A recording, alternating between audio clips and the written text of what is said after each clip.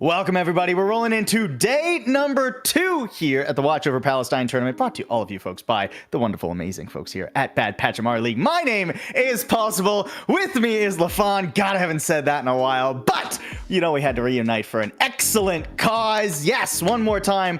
We're going to be casting here and just today and tomorrow, so, you know, get it while it's hot. But the action's going to be even hotter, isn't that right, LaFon? You know, and because it's for a good cause, I won't, in fact, roast you as a callback to our many, many years working together. Let's give a shout out, of course, to what we are doing this for, right? The charity tournament, UNRWA coming in as our main beneficiary of the donations here, a charity that is designed to help Palestinians at the humanitarian efforts in supporting them in education as well, both in Gaza and in the West Bank. So a very, very worthwhile cause overall, and one that I'm very excited to lend my name to providing commentary over as we get set to get into the matches today. And I mean, we're only on to day 2 out of number 3, and you can take a look down at the bottom of the screen.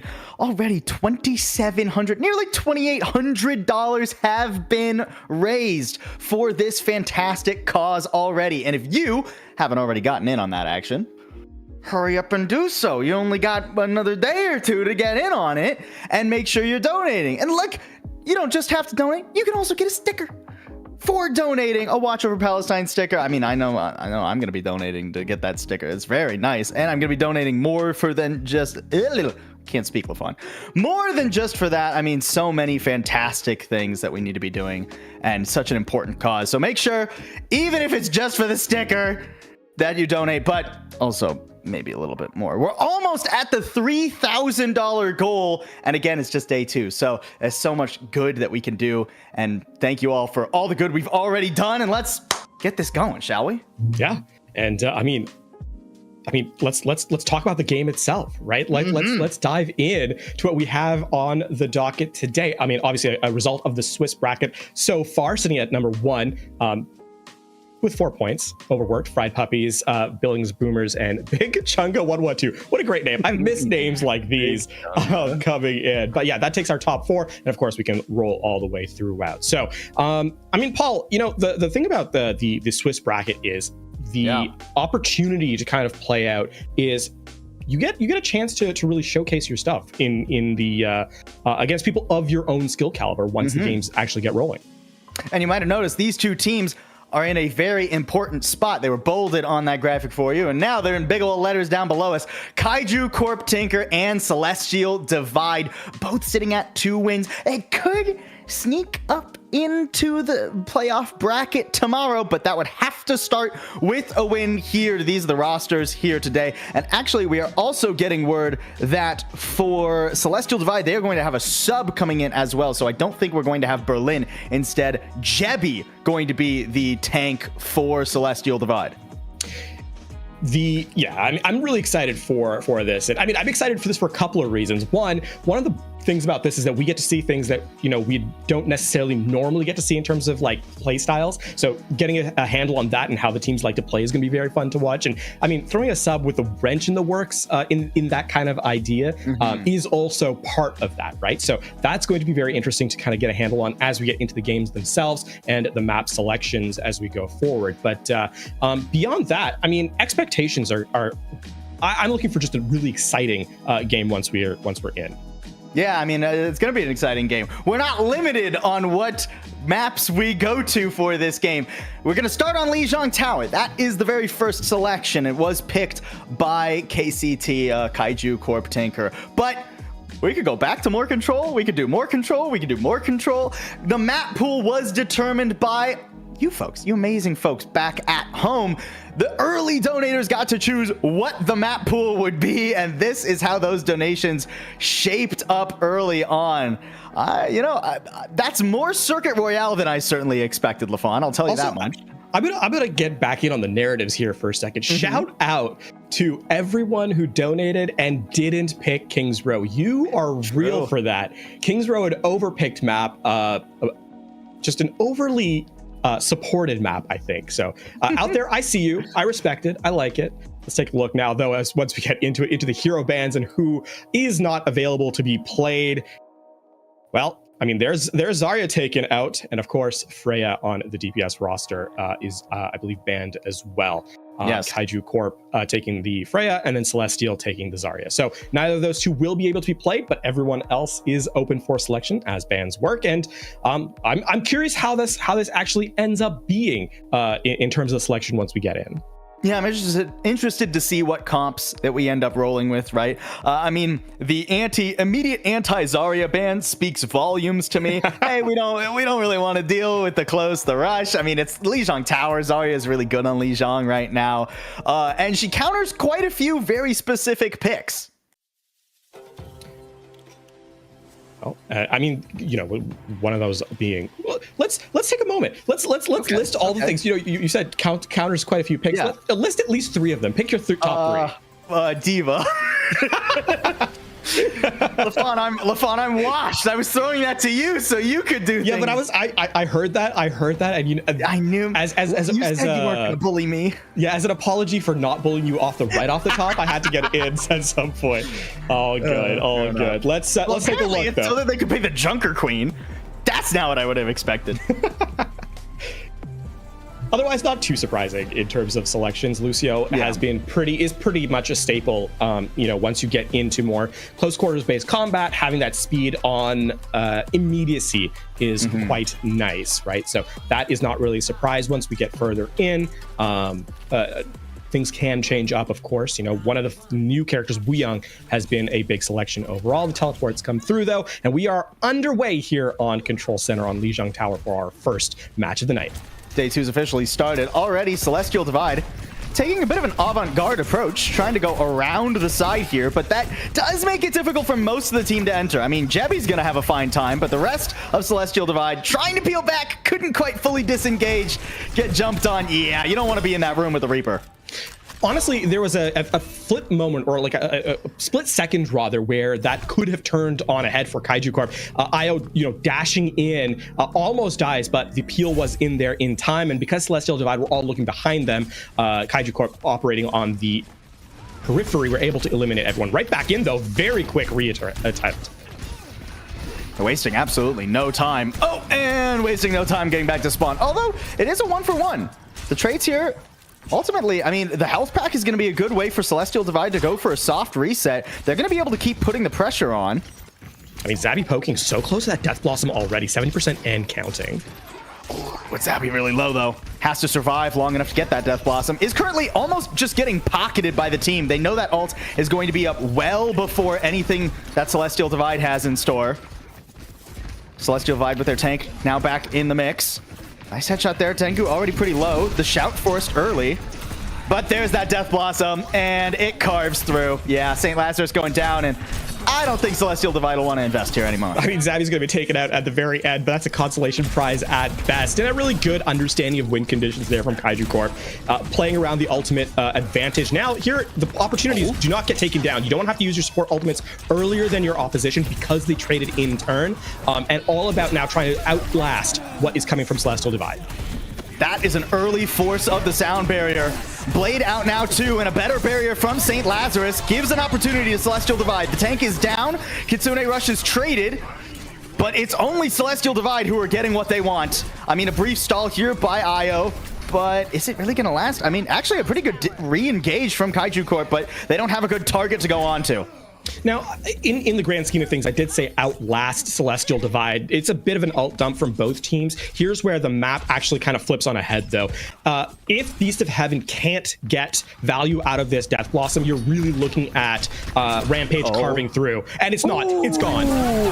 Nice denial, and here comes the anti-heal as well. Jebby already falling. I mean, Kaiju Corp Tinker, they briefly stumbled in that big alt fight, but they waste no time getting back to the point. It'll be a desperate, a desperate touch, if nothing else, for Celestial Divide. Oh, the Lucio Beast of Beast.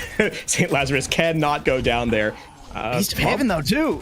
You're going to get the touch here from Lucio, but Celestial Divide, they're playing with scraps.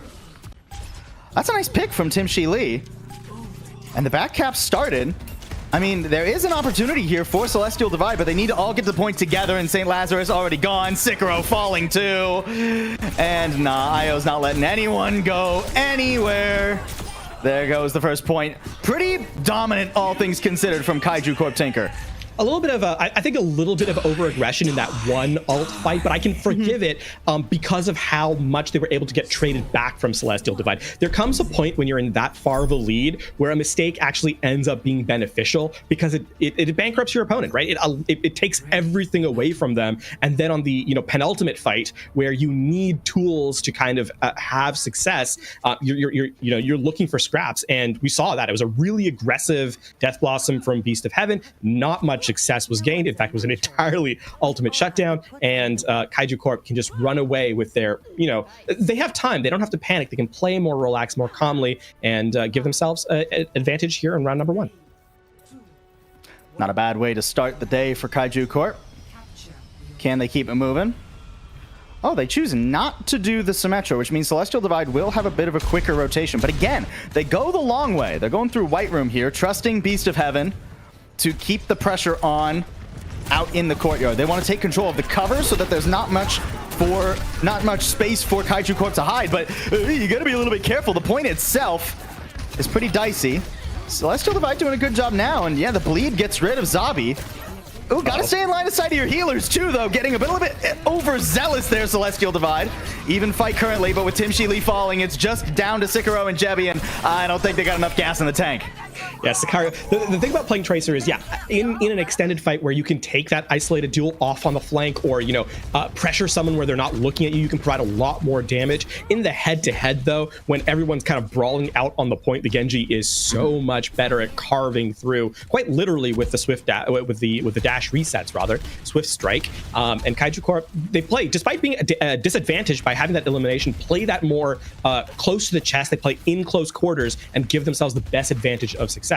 Now, this was also a very easy or slow fight. Ults aren't very effective so far. Jebby going real low, but the healer's putting in overtime. Managed to keep them alive. Sicario doing a good job just keeping the pressure on. And I mean, it doesn't feel like Kaiju Corp Tinker.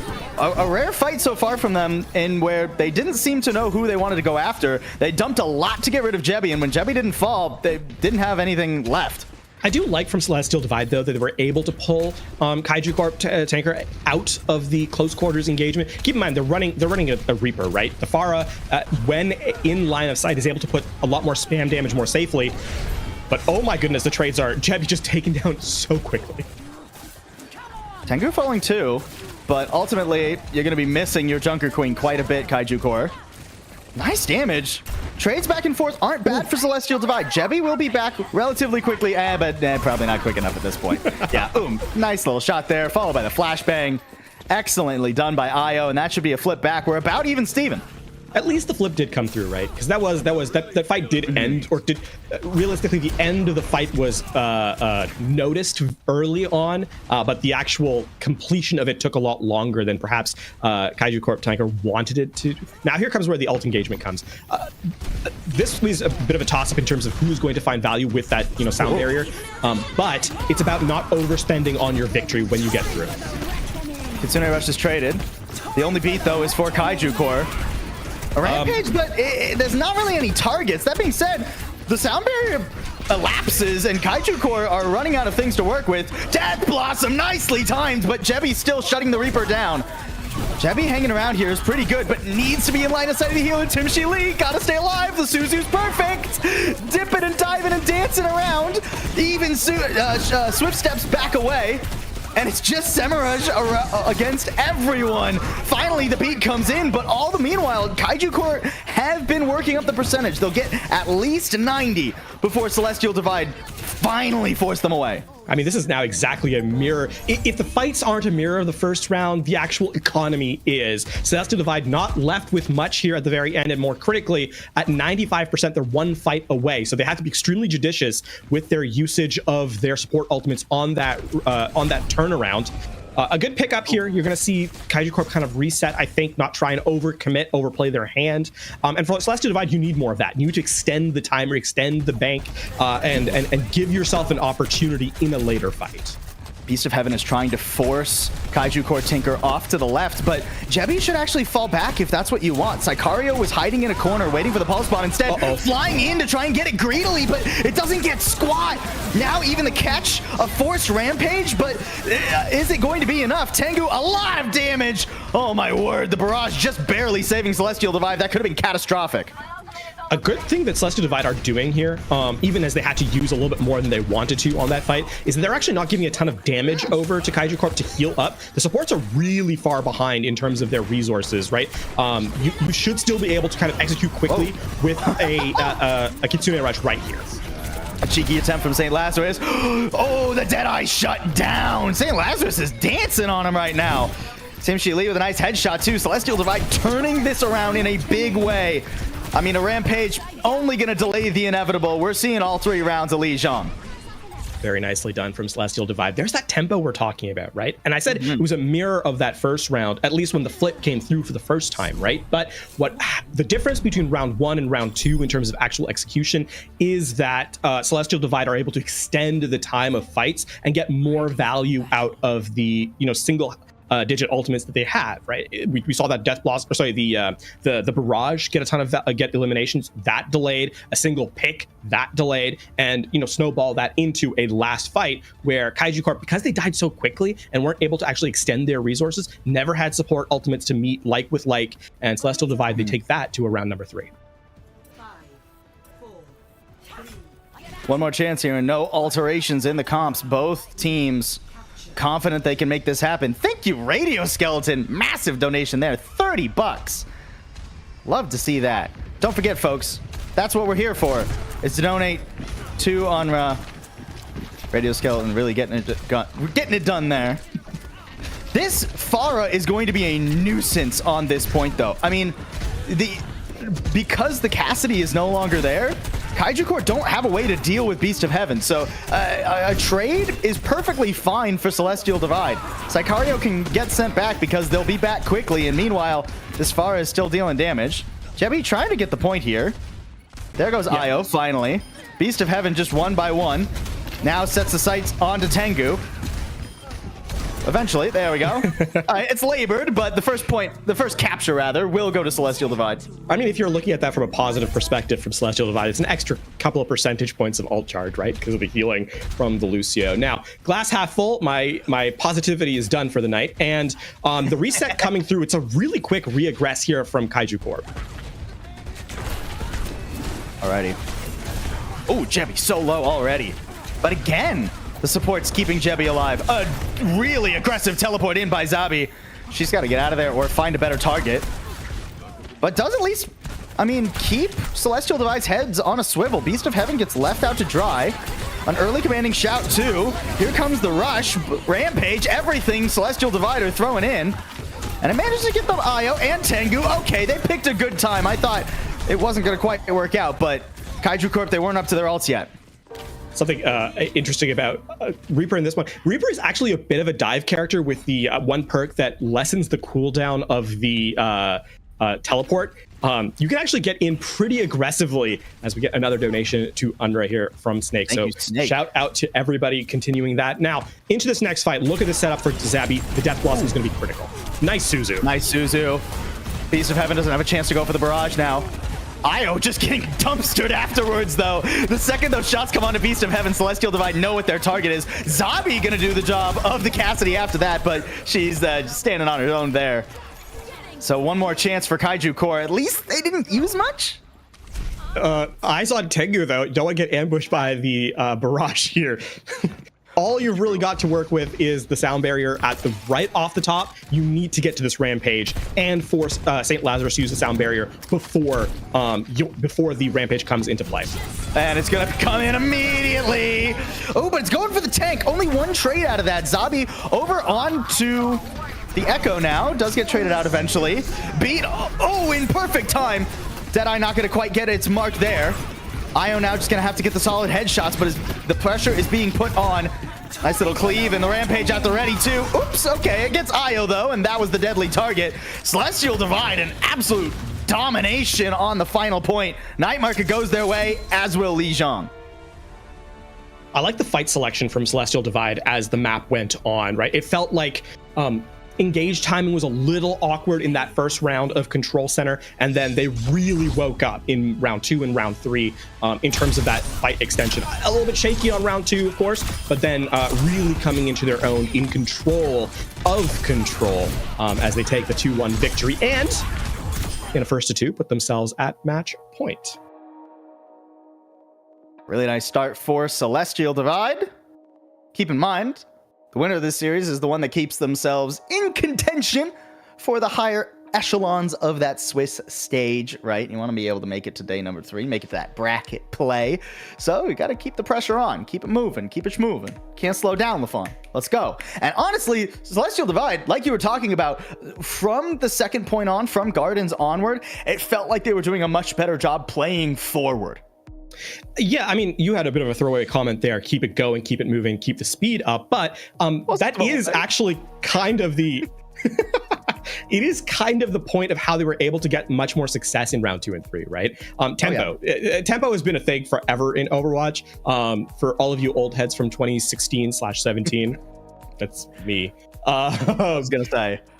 Tempo has been a thing forever, right? If you can force your opponent to play at a much quicker pace, then you're able to get a lot more value, because it's easier to make mistakes when you're playing quickly, right? When you're forced to play quickly is probably a better way of putting it. Now, the way that was kind of played out there is that the spam damage from the Pharah really forced awkward approaches from Kaiju Corp tnkr, right? They had to kind of play in a specific line of sight, so they tried to reduce the value of the Pharah. But what that meant was that you're just bunched up for the carnage from the Junker Queen, right? That's just a lot more cleave damage that you have to worry about. That means that Rampage is built that much more aggressively. That means that the Kiriko has to use Suzu so much more defensively. You don't get to do it on your own timeline, and it adds up, right? One fight at a time, sure, but on a control map where you're never really in control of the point, that is the difference between victory and defeat, and we saw that in 2 and 3. One fight adds up very quickly when there's only like 3 fights in a round because it's control. Survasa, our map number 2. I don't think we're slowing down anytime soon here, LaFon. You talked about tempo. I think we are still well above 160 BPM. Here's another take in terms of maps, by the way. Just something I'm apparently known for. Survasa and your takes? You've never had a take? I can't think of one take you've had that has ever gotten either of us in trouble. None of my takes have gotten us in trouble. Maybe. What's your take right now? No, Survasa is an excellent map. It's a fun map to watch. It's a fun map to play. I'm a notorious map hater, so I want to throw that in. There are maps that I do like, and Survasa is one of them. I think you just don't like the popular maps. You're very much like the counter, like contrarian. Yeah, you're the contrarian. The Overwatch hipster there, right? Like, listen, you see Lijiang Tower, King's Row. Yeah, exactly. Lijiang Tower into King's Row every match for 12 hours, you start to hate it too. So. Hey, look, we don't got to worry about it now. Survasa is where we're headed. Do you think that we're going to change the compositions up at all here for either of these teams? I mean, obviously, you know, it will depend on the bans as well. Reaper ban. I actually really like to see that from Celestial Divide. I think Zabi, she was given quite a bit of trouble with that Reaper, especially in the early rounds. Yeah. And and now obviously we are going to see a change in compositions, if only because of the ban coming through as Celestial Divide get the first ban. But Wrecking Ball as a second ban is curious. It's not a tough ban. It's not like a poor ban, because Wrecking Ball is extremely disruptive, right? In the hands of a strong Wrecking Ball player, you can really put a ton of pressure onto the back line and just consistently divide and conquer in a way that other dive tanks don't really. Not that other dive tanks can't create chaos, but Wrecking Ball thrives in the chaos, right? And I think that's a little bit of the difference there. So clearly you want to play a little bit more frontline, forward to back style here, I think, if you're Kaiju Core, and this allows your support line to be a little bit more effective if you expect your opposition to want to play Wrecking Ball once you get into the map proper. It also can just be really annoying for stall in a flashpoint, right? I mean, stall gets back to the point very quickly. You can play very loose, very aggressively. You don't have to play your life that you know, disciplined when you're wrecking ball on a map like Suravasa. It can really just be a massive headache. So I'll never really be upset by a wrecking ball ban as long as wrecking ball is as good as he is. You know, that's fair. That's fair. There are characters you're allowed to just target ban because you don't like them. I respect that. That's exactly. fine. Like if you saw a May ban, like, okay, that's not like meta, but I get it, right? I'll give you one chance. Actually, no, I won't do that to you. I won't do that to you. But there, I'll save you from the cruelty at this point in the game. Getting through. There is a character that I would target ban on cooldown. But you can guess. Okay. Whoever it is, if you know what my hero selection and dislikes are, you can played guess. Overwatch together in so long. I know. Like my immediate thought is Maga. I remember you really not liking Maga. But I don't like Maga at the time because he was just he had a boring style of play. Yeah, in Overwatch. exactly. But like that's not something I would target ban. I'll have to think on it. I'll think through this map because we got to get back into the action here. I'll give you three characters. I'll give you three characters and give you a hint. Genji, D.Va, and what will be the third? You know, we'll just say two. Genji, D.Va. Teleporting from Symmetra out of spawn. We're into the play. And here the Zarya does rear its head. That is the ban that is no longer banned. So CelestialDivide will have to try and figure out a way around that here on map number 2. Already, I mean, much like we saw in Lijiang Tower for the first point, Kaiju Core quicker to the draw, quicker to the objective. Ooh, Psychonio, gotta be a little bit careful there. Ooh. Okay. Oh, good bubble onto Io. That was a very ambitious position from the Cassidy, but it might just end up be worth it. Freya down, Beast of Heaven already gone, and an easy first cap for Kaiju Core. I don't think there's much the stragglers for CelestialDivide will do. I actually think with the speed boost here from the Lucio, you might actually want to. They're going to try and execute on this, especially the Suzu gone. Ooh, nice so pick up there. It does trade back out, but as long as you can keep the momentum, Kaiju Core, you need to find another target. The tank, probably not the one you want to go for. And now, actually, Samurai a little bit left out to dry. No Lucio, no supports at all. With Kiriko falling too. And I think Kaiju Core bit off a bit more than they could chew. Still, so close, Jevy, just barely surviving. If that elimination comes through, this is probably a trade back, but instead, CelestialDivide will take capture point here. A little bit of a haphazard engagement both times around, right? A lot of movement abilities that started it off with awkward pickups, and then Kaiju Core just not able to execute quickly enough on the eliminations of the stragglers, meant that they became the stragglers, and CelestialDivide off the respawn are able to take control. Now, that being said, Kaiju Corp, if they're able to flip this quickly, will be in last fight territory due to the nature of Flashpoint, and that big pickup is a good start. Io has been nasty all day here. The Deadeye zoning everyone away, even the Tracer on the flank. Sicario is going to have to wait quite a while to rejoin the team, and already the point is captured back over. Good stun, but St. Lazarus will limp away, but not for long. Eventually, the leg is fully amputated. Now, this is a reset capability. You're going to hear this, see Sicario actually get the contest here in the last couple of seconds. Crouching around the corner. There's overtime engaged. Sicario, they were able to get the contest, but I mean, a grab shuts down everything. Simply spending a little bit more time. At least getting the Kitsune Rush out too, I guess. Yeah. You can trade that. I wonder if there's going to be a change here from the Tracer, or if that was just a Hail Mary pulse bomb that went awry. Something that we saw from CelestialDivide in map number 1, and I'm talking about round number 1, is that they, in a fight they had won, spent a little bit more than they necessarily needed to. The critical thing here is going to be not to do that, right? You have 4 ultimates here. Your opposition only has 1.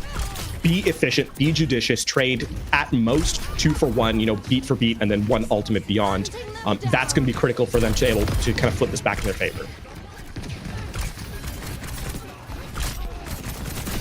Oh. Bit of a chaotic engagement there. Sorry about that. My feed just jumped a little bit, but that's just on my end.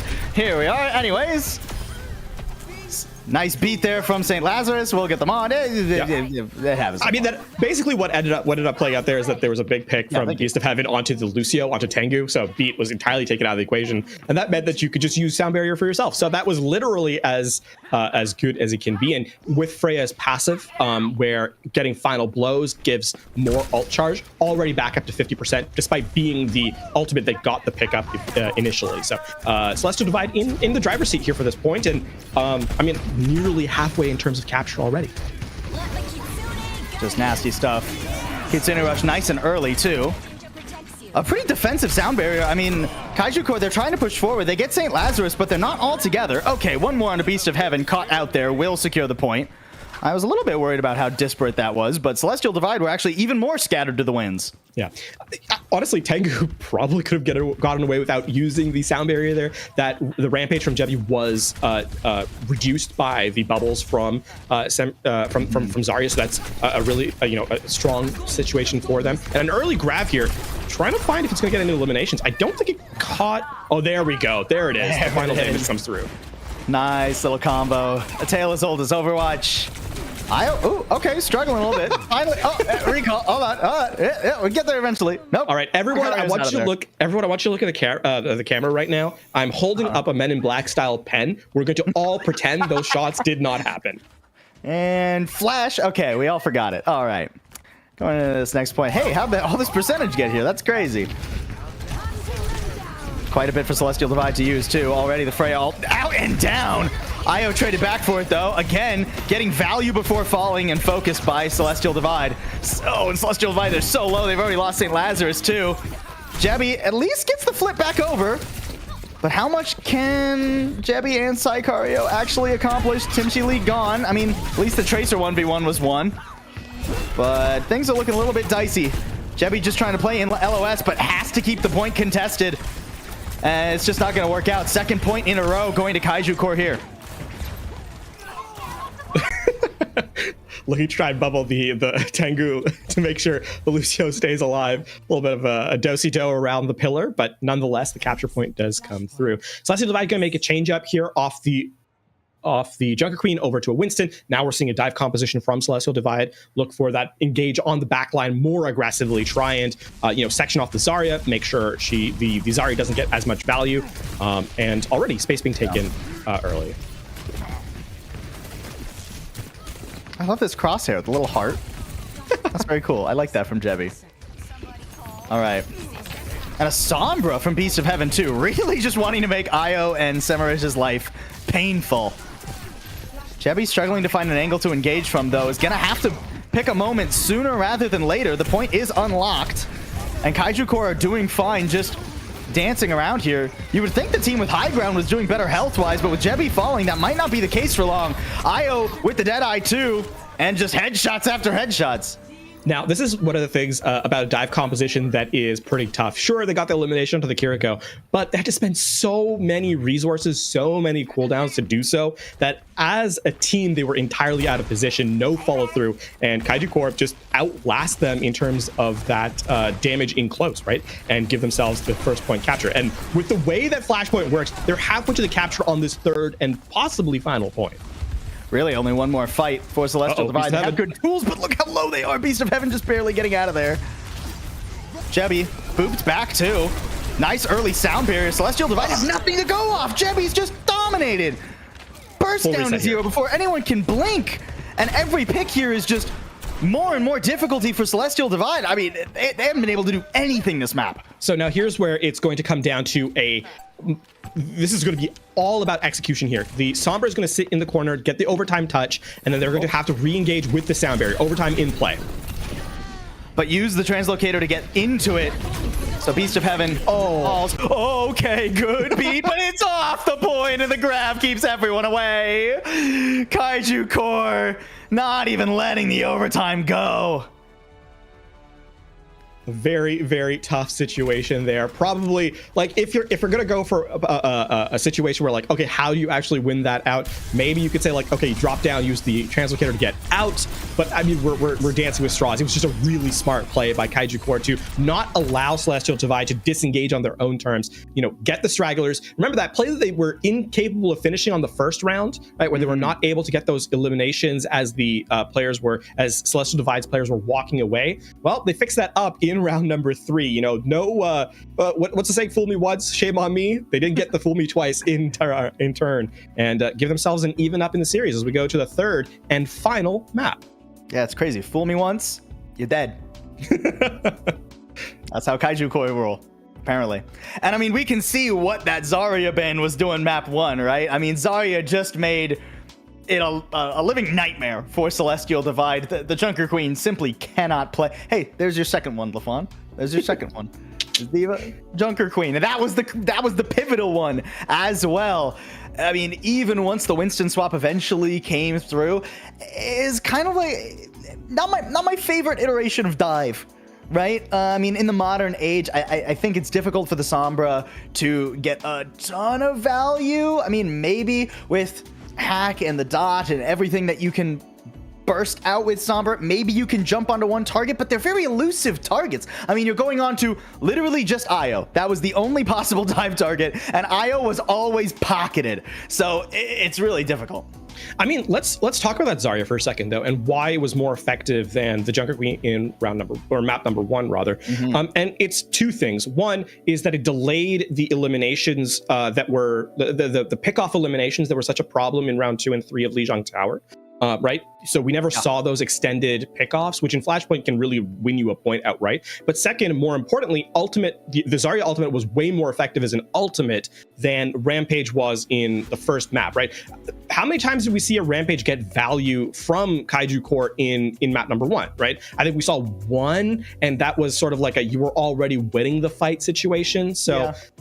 I'm being generous with that definition. Whereas here, the Graviton Surge won them 2 points, right? I mean, we got the overtime takeaway there, but there was also the elimination with the Pulse Bomb that happened in round 2. And even still, round 1 had the Graviton Surge be an effective closeout ultimate. So talking about resources, you have to look at that and say, maybe that's the bigger game changer. Just putting a more effective ultimate in your hands gives you that win condition.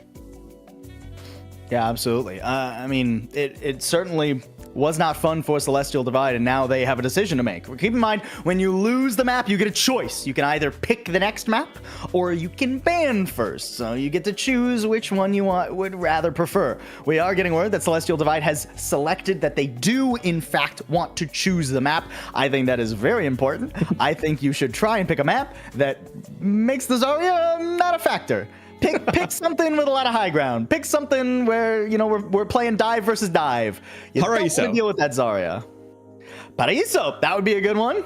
I only bring that up because it was the map that had the highest donation incentive, which, of course, is why we're here. Watch Over Palestine, a result for UNRWA. So make sure to get that in. We're close to our goal of $3,000 here on day number 2. Let's hit that if we can before we head into day number 3 as we get an understanding, or as we await rather, the map selection from Celestial Divide. Yeah, and I think it slipped a little into the radar as an anonymous would. Thank you to whoever you are for the $15, the latest donation. Make sure all of you folks at home, if you haven't donated yet, make sure that you do. Esperanza is our last map of the series. Keep in mind, folks, this is the first to 2. We're only going to play one more map. After that, we're done. But with that match, and then we have another match. Yeah, I was going to say. And then we have another day tomorrow. Both EU and NA, by the way. So, like, you should wake up tomorrow morning and watch as well. But, like, in terms of this match, we're done. That's it. I mean, wake up tomorrow if you're in North America, because if you're in Europe, and then, you know. I mean, early is relative to your own sleep schedule, LaFawn.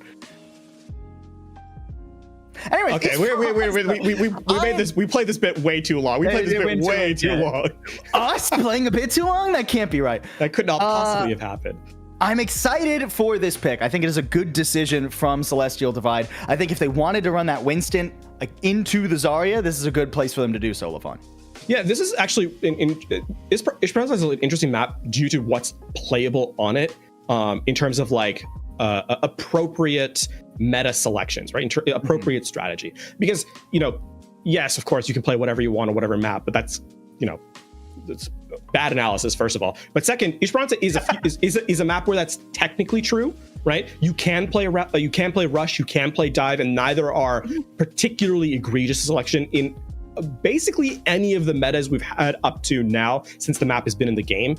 So I don't the opportunity to play, I would not be surprised. You play Winston, you could play like a Hazard has been a pretty decent pick in the past. Sure. Not necessarily right now, but in general, you can play a lot here. And we'll get a sense of what the bans are. So, we got the first one right off the rip.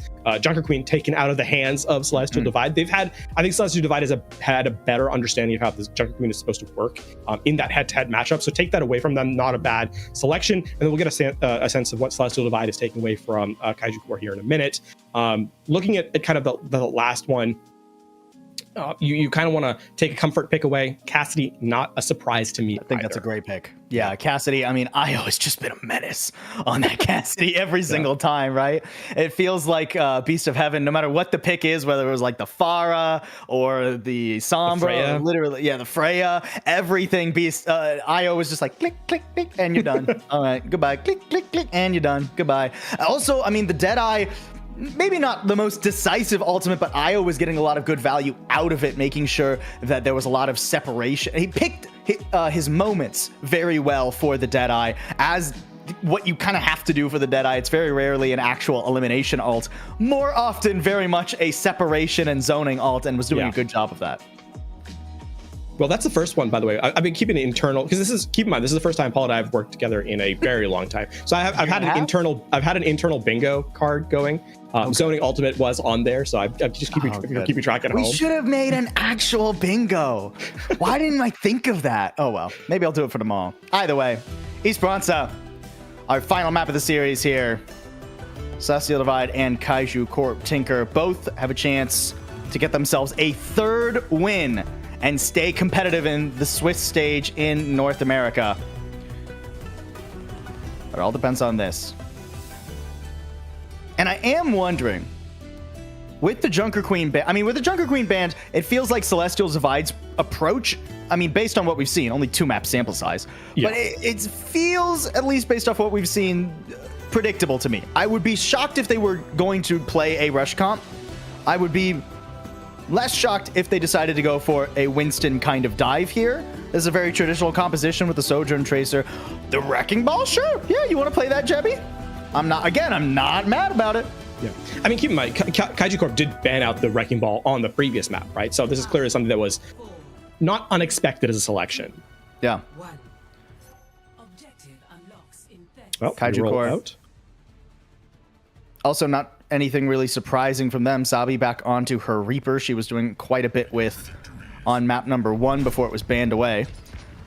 We're going to have to see what Io is able to do on the Genji. Saw glimpses of it all the way back on our very first control point. And this is what's so obnoxious about Wrecking Ball that kind of gets you a ton of value, right? Look how much disruption is happening onto the back line. Now, here's where Kaiju Corp are doing a good job of kind of just ignoring what the Wrecking Ball is doing and winning the fight outright in their own side of things, right? And critically, what's going to be important here is that they don't actually lose any trades with how far the push spawns are. Trades are not great.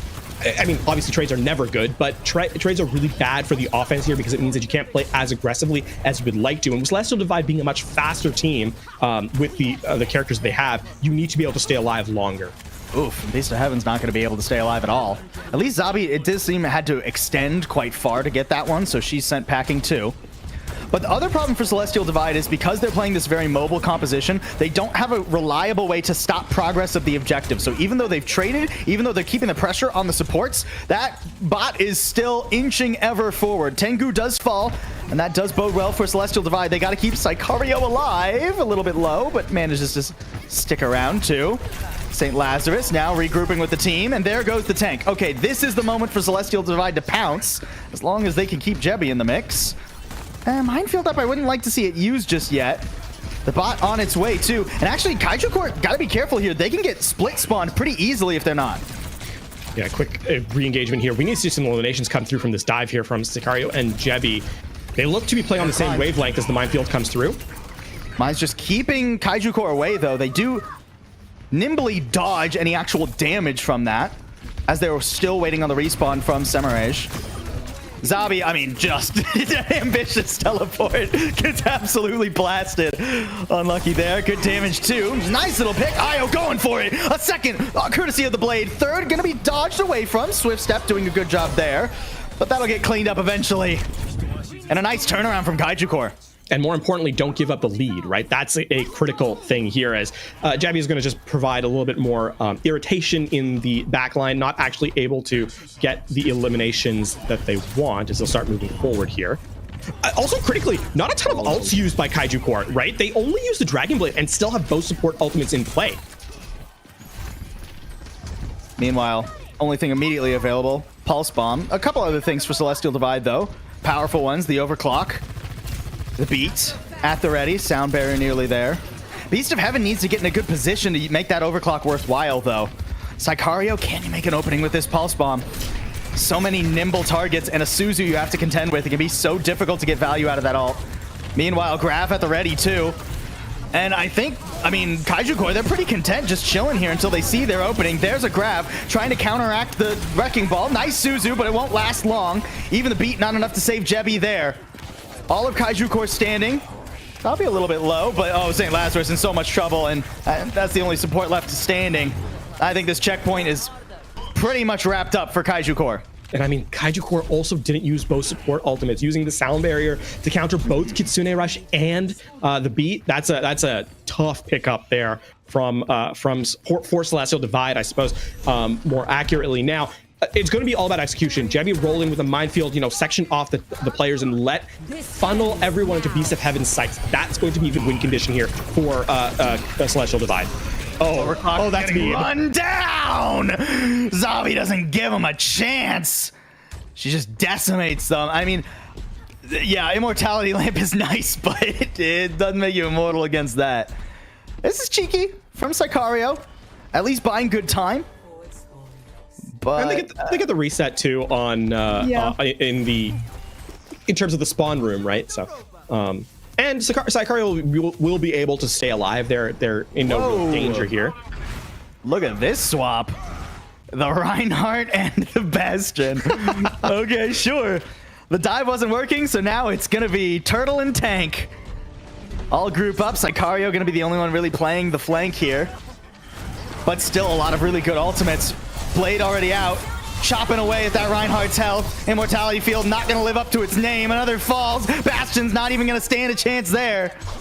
And a quick, clean fight. Kaiju Corp not messing around. I mean, quick by virtue of the Kitsune rush rather. So Kaiju Corp, they do spend everything they have to win that fight out and gain progress. Now, with 4 minutes 50, this is still half the time bank left. CelestialDivide aren't down and out. They can start to, with ult economy reset, now provide themselves a little bit more opportunity to equalize in terms of economy. Jebby's just having a hard time, though. Even with the Bastion, you'd think the other tank was the one feeling the heat more. Io does eventually fall, but without Jebby, Beast of Heaven is going to have a really hard time actually getting anything done. Yeah, Zabi just teleporting behind, taking care of business. Grav nearly up and ready, too, for this next fight, LaFon. I really like how they're playing LOS around the Bastion and, having damage advantage, despite being the team that theoretically should be at a disadvantage with the sheer throughput, right? Now, Zabi, she's in the backline here, I think, try to stay alive. Safe for the moment. Yeah, she's got the Wraith Walk. She can get out of there just fine. Oh, Amp Matrix gonna keep the pressure on, but Zabi, no turn for you, no chance for you. Does eventually get taken down by Tim Shi Lee, but I think that's a worthwhile trade, all things considered. Look how far this is already pushed for Kaiju Corp at this point. It's just a matter of lose slowly. And lose slowly is exactly what they do there, right? Zabi, she gets taken out, but overall, not really a big deal. And Jebby, oh no! Uh-oh. Pulse Bomb on the floor, manages to get the Kiriko, surprisingly. I don't think that artillery is going to be hitting much of anything. And we might be looking at a full cap here. Kaiju Corp already have bounced the tide back. I mean, you said, you know, lose slowly, but what has kind of been the case is that, yes, Kaiju Corp started off losing slowly in that fight. Then, a nice block. Really good bubble there. Grab again to just keep people from contesting. Forces the sound barrier nice and early. That LOS keeping Semiraj alive, and CelestialDivide, they're having a tough time. Blade is out, gets one more. Ooh, 9 HP, can you get a second? No. Tim Shalee will eventually shut that down. This is starting to devolve into a little bit of chaos. Zabby trying to bring us back. Jebby on the Doomfist now, actually managing to get some work done. CelestialDivide not going down without a fight. The question is this a Tempest in a teacup sort of situation, right? A lot of fury, but not much earned from it, or is this an actual turnaround? 2.5 minutes. It's not unthinkable that they were able to bring this one back, but it will be an uphill battle, right? I mean, both literally and figuratively, as they set up against this sound barrier. CelestialDivide, they're playing a scrappy composition that is like, you know, not a lot of cohesion either. You know, the Bastion's kind of left alone in this engagement. Needs to be kept alive, needs to be able to do a ton of throughput to keep CelestialDivide in this fight. Quick shout out to Gedster. Thank you for the 25 bucks. Folks, we're almost at that goal of 3,000. So if you haven't broken new wallets out yet, come on, get with it. Sicario, nice pulse bomb there. CelestialDivide keeping the tempo, keeping the push back. Kaiju, they're not going to be able to stop this here. Oh. There's that perk that turns the rotary cannon into the missiles of old. I do like that that's a perk. I miss the missiles. Well, they're back, so you don't need to miss them anymore. I don't need to miss them anymore. Well, I'll still miss them when I play, but that's just because I'm bad. Now, Kaiju Corp, they reset. Keep in mind, Kaiju Corp, despite losing all these fights, hasn't actually taken a fight in. Oh, they're just going to go right in, actually. I mean, wasting absolutely no time. Jebby doesn't stand a chance here. Still a minute left. One more chance for CelestialDivide, but it's going to have to be flawless when they get back to the point. And I mean, the point I was trying to say as Kaiju Corp took that fight was that Kaiju Corp hasn't actually spent a lot in their losing engagements, right? So they didn't really, it wasn't really a tough place for them to re-engage because they can fight at will, and CelestialDivide has to respect those resources and spend in kind. And keep in mind, with the lead that Kaiju Corp has, lose slowly is the name of the game, and winning fights just makes that much more easy.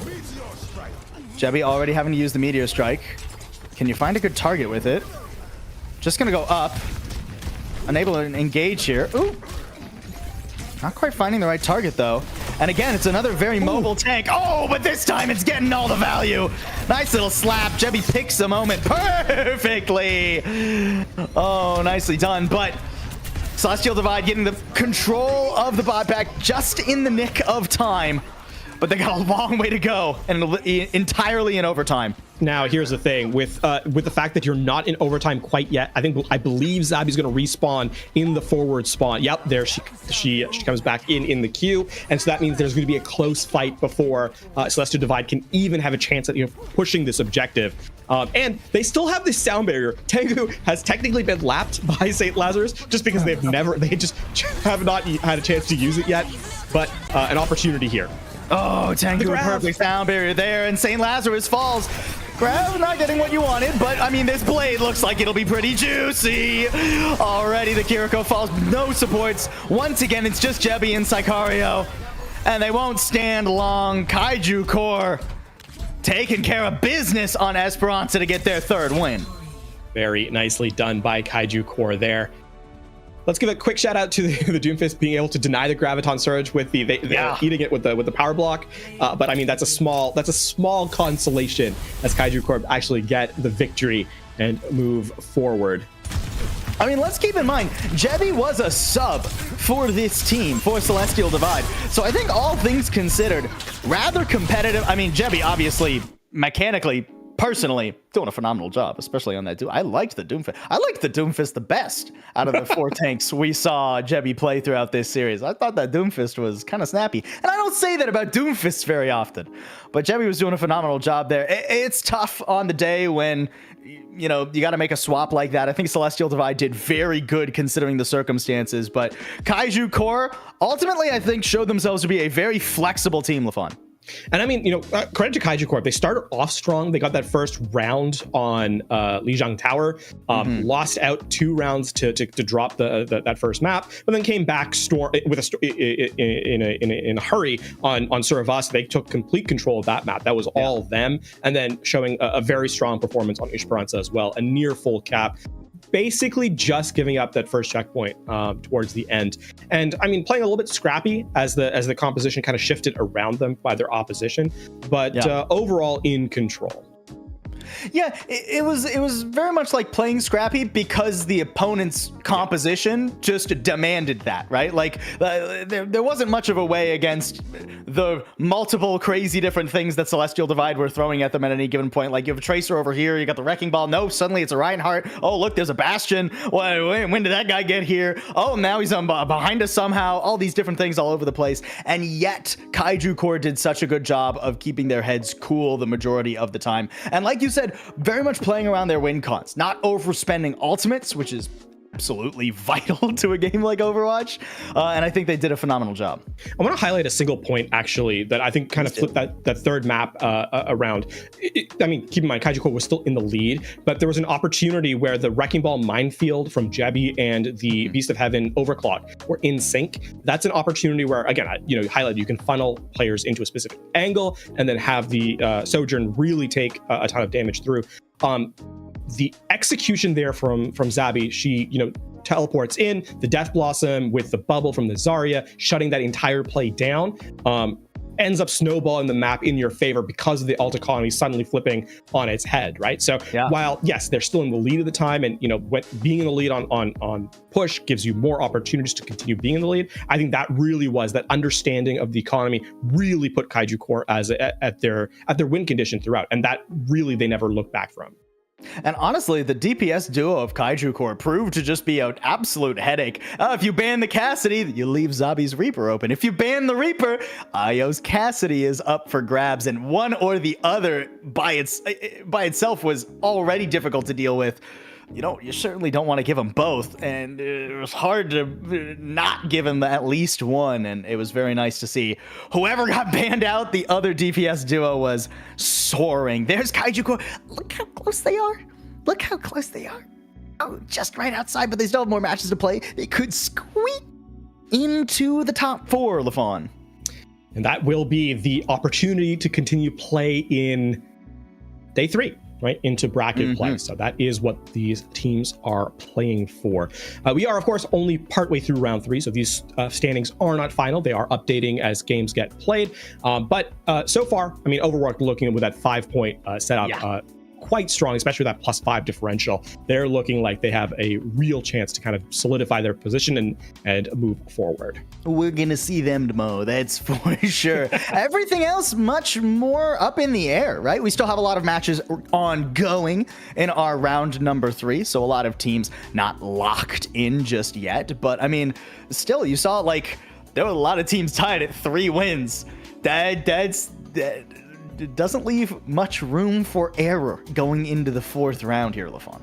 Yeah. Speaking of room, though, we still have room to make up for our goal for that 3,000 for the Watch Over Palestine stream for this tournament, of course, benefiting UNRWA and the aid given to Palestine. So make sure you guys check that out. The links are available for the donation. A couple of the stickers, of course, for $3 donation and above. And of course, with that being said, I think, looking forward to more matches as the day continues. It's going to be an absolutely phenomenal end to our day. We still got one more match today, and then we still got all that action tomorrow. Oh, man. Our cup runneth over, LaFawn, here at the Watch Over Palestine tournament. Again, brought to you by the Bad Pachamari League. We are going to go to a quick break here, folks, but when we come back, we've got another first to 2 for you. More Overwatch just around the corner.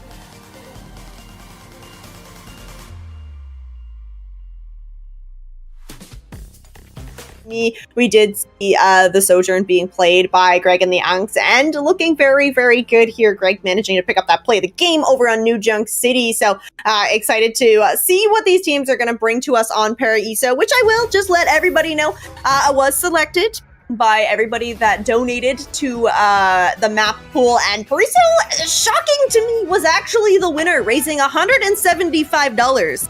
The people wanted Paraiso in this map pool desperately. I would love to meet these people because clearly they're not the ones in my ranked matches because everyone votes against Paraiso, which I think is cowardly behavior. What a fun map. What a delicious time. Hybrid all the live long day. Fantastic. We love to see it. So, yeah, we're heading into our third map of the series here. If the gods are merciful, it will be the final one. But mercy is really not on the cards for either of these two teams here. So I would not expect it. But looking at what we have so far here, of course, no guarantees for the team on offense. But yeah, on the defensive side of Javi and the kids, you are expecting, of course, we have the Doomfist on defense. I cannot remember the last time I've seen a defensive Doomfist, but I'm very excited to see it. And of course, a Moira pick out from Use Incognito. What else could you possibly want on a fantastic night such as this? Right? I've gotten word Wolverino donated $150 to make this Paraiso map happen. So shout out to them. This is it. We've ended up here on Paraiso courtesy of almost one person alone. As okay, Greg and the Unks gonna move over onto the Diva healer, still looking to play a little bit of dive, try and control this high ground. Aureus Hunter is over on the Ana as well. No plans on the side of Javi and the kids. So if you can find a nice ante to engage here, Greg and the Unks might be able to find their way to this first. Unfortunately, Greg, they're the first one taken down in this fight here, so no real chance to build up and provide that immense pressure that you really can have with that Cassidy. But it turns out the rest of the team is able to answer back, get some revenge for the fallen leader that we have here. Amp does get themselves D-macked, but the rest of the team is still putting in so much work here as Gaillardia and Arias Hunter able to clean up that DPS line from Javi and the kids, and they're finally starting to tick up percentage here. First tick comes through, as we do have a re-engage here from Javi. Yeah, short-lived to be sure here. Incognito does drop down, tries to put some damage through, but it's going to wait for the rest of the team here. And this might just go all the way here for Greg and the Unks and their offense. Yeah, I don't think, Javi and the kid's not going to be able to get back into this, but hey, at least you're going to be able to get set up on the second point here. Now, using Incognito over on the Moira is very interesting. Amp going to throw himself off the map there, going to try and get that mech back, and payload now moving. Gaillardia has the pulse bomb. Ooh, okay. L360 finding that early pick again onto Greg. Unfortunately, going to be the first one to fall here. And nice positioning now gained here by Javi and the kids. Yeah, pulse bomb out from Gaillardia. Massive cleans up both of the supports. I mean, that is the utter value you can possibly expect to gain from that pulse bomb there. No fade available from Use Incognito, so no chance at all to escape from that delicious pulse bomb. So, yeah, Gaillardia, even when not on the Torbjorn, absolutely lethal there. Cannot be underestimated, should not be discounted by the opposition here. But Greg and the Unks still trying to maintain some high ground positioning here on their offense. But you do have Baby Ball. Have to be very careful about this Genji here.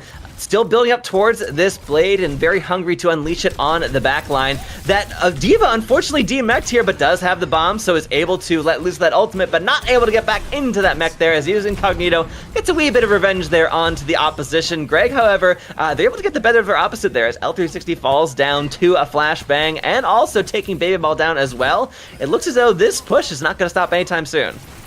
Coalescence here from Use Incognito, the last remaining member not going to be able to survive. Does buy enough time for Javi to get back into this, and does nearly have this ult ready to go as well. Not going to be able to stay alive long enough, but the L360 trying to bring Javi and the kids back into it.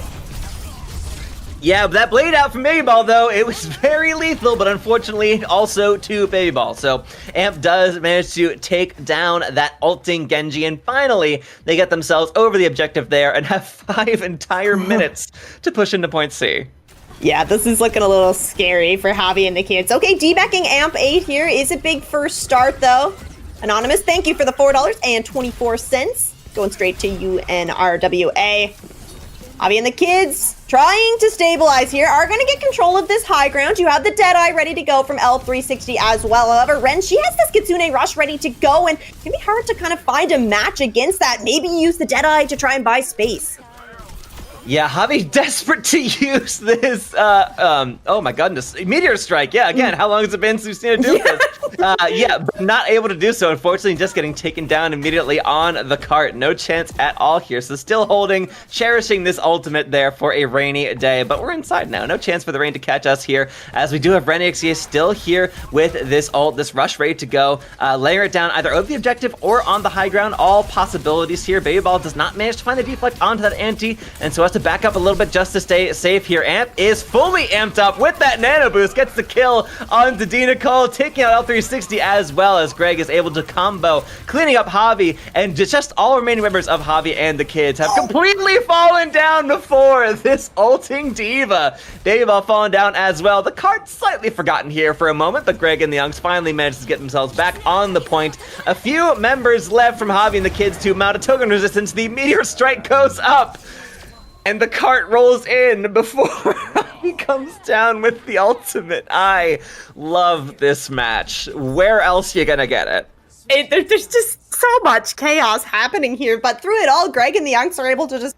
pushing that payload forward, right? Finding the early kind of picks in a lot of these fights once Greg kind of like locked in and really found the hits on the Cassidy. And taking a look at the stats here, and yeah, there's there's a lot of synergy coming in for Greg and the Youngs right now. I think Amp 8 and Gallardia especially really working really well in tandem with that Diva and the Tracer. So making it really hard for Javi and the kids to kind of find the picks that they really want, right? When you're running this Doomfist composition, you really want your Doom to be able to kind of like go in there, create enough space for your Cassidy to really kind of pop off there. And unfortunately for Javi and the kids, Greg and the Youngs just finding the better of a lot of those fights. We are going to see Greg and the Youngs move over onto the Roadhog here for the D. Greg over onto the Ashe as well. So a whole lot of damage potential for this team. And I mean, we got to see some Roadhog already. We've seen how scary these hooks can be. So having the kids are going to have their work cut out for them to try and dodge and weave through these Roadhog hooks. Yeah, right now what they're hovering here on the Genji and Cassidy is, you know, especially for the Genji, about as good as you can hope to answer to this Roadhog here. I mean, apart from maybe a Reaper, you know, you might want to see if L360 wants to swap that direction, but has looked very comfortable here on this Cassidy from what we've seen of this series so far. So I expect only in dire moments will that swap come through. But Amp here on this high ground hunting for a hook target coming through as Javi is now on this Diva on offense. So we've seen offensive Divas here on either side here between these two teams. So still able to take a massive anti-nade to the dome. Has to watch out for all that there. But a bunch of damage coming through onto Gallardia as well as Amp has to back off onto the objective. The rest of Greg and the Youngs here are just sort of holding position on that high and low ground, sort of allowing the rotation coming through from Javi and the kids here. That hook comes through, perspective, not able to get anyone for it. And L360, yeah, no need to swap when you're looking this good on the Cassidy here. Ren, unfortunately, she gets taken down early on in this engagement here. And finally, a hook comes through for Amp, does manage to get Javi, but still eats a ton of damage. Of course, Diva, perhaps not your ideal target with all that damage they're able to soak up with that D-Matrix there, but still holding down position here on the high ground as L360 is just dunking headshots here all over the place. So much damage coming through, almost single-handedly cleaning up that Roadhog, and finally does manage to confirm that kill at the latter end of it. Goes for that Deadeye, but it does get worn down by Greg as well, outranging on that Ashe. So despite a very promising start to this engagement at the very end, Greg and the Youngs have rallied back together here and looking very solid on defense. Not a single tick gained. Yeah, really nice stuff there from Gallardia on the Tracer. It hits the Pulse Bomb and finds the just plain old kill onto the other support. So the support line just decimated by the Tracer here. And okay, early pick here onto Baby Ball by Greg just means more time off the clock for this attacking round. And we are going to see Javi swap over to a Roadhog of his own. We do have this Kitsune Rest ready to go from D. Nicole. And I mean, she has this before Ren does. So you are going to be able to get the better of that Kitsune Rush. But, oh, okay. Finding the Roadhog, also a really great start.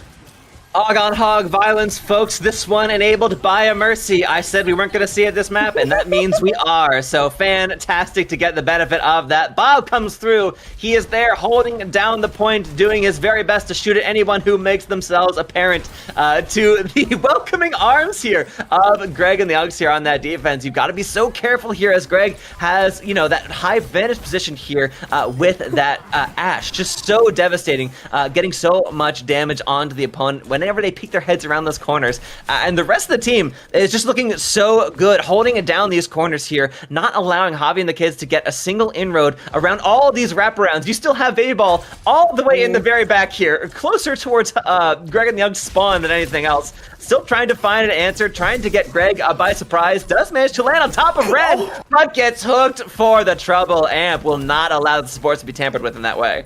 It's really unfortunate because Baby Ball was like positioned back there for so long, and then finally when you go in for the engagement, you just get hit with the hook right away, and that just means more time gone. And now this is less than a minute on the clock here for Javi and the kids to try and find their way into this first point. Whole lot of ultimates though to work with, everything except for that whole hog. But Imp8 has a whole hog of his own ready to go. You have that Kitsune Rush to potentially pair it with for this last fight.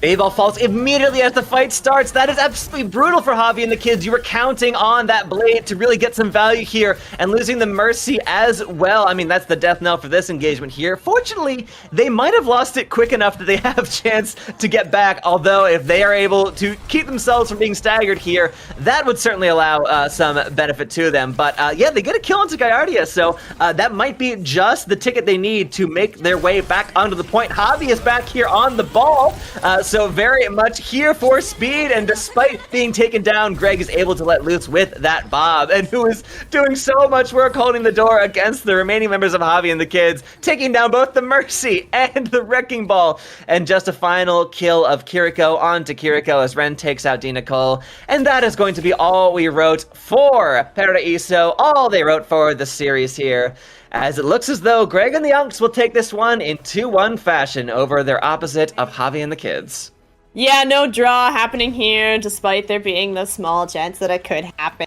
Greg and the Uggs really pulling together kind of on this composition. Unfortunately for Javi and the kids, the pick composition, you know, putting everything in on the Mercy didn't work out for them this time, but they're, you know, we're still in the Swiss round here, so we will probably get a chance to maybe see them again a little bit later on. Greg and the Unks looking comfortable on so many of those different compositions, showing us some Roadhog, really fun. I think Gallardia on that Tracer also looked really fantastic throughout the entire series. Ren on the Kiriko really good too. We actually did end up with a Nano at one point over onto the Kiriko, which you don't necessarily see all the time, but yeah, you're putting a lot of faith that your Kiriko is going to be able to get stuff done, and did a pretty good job.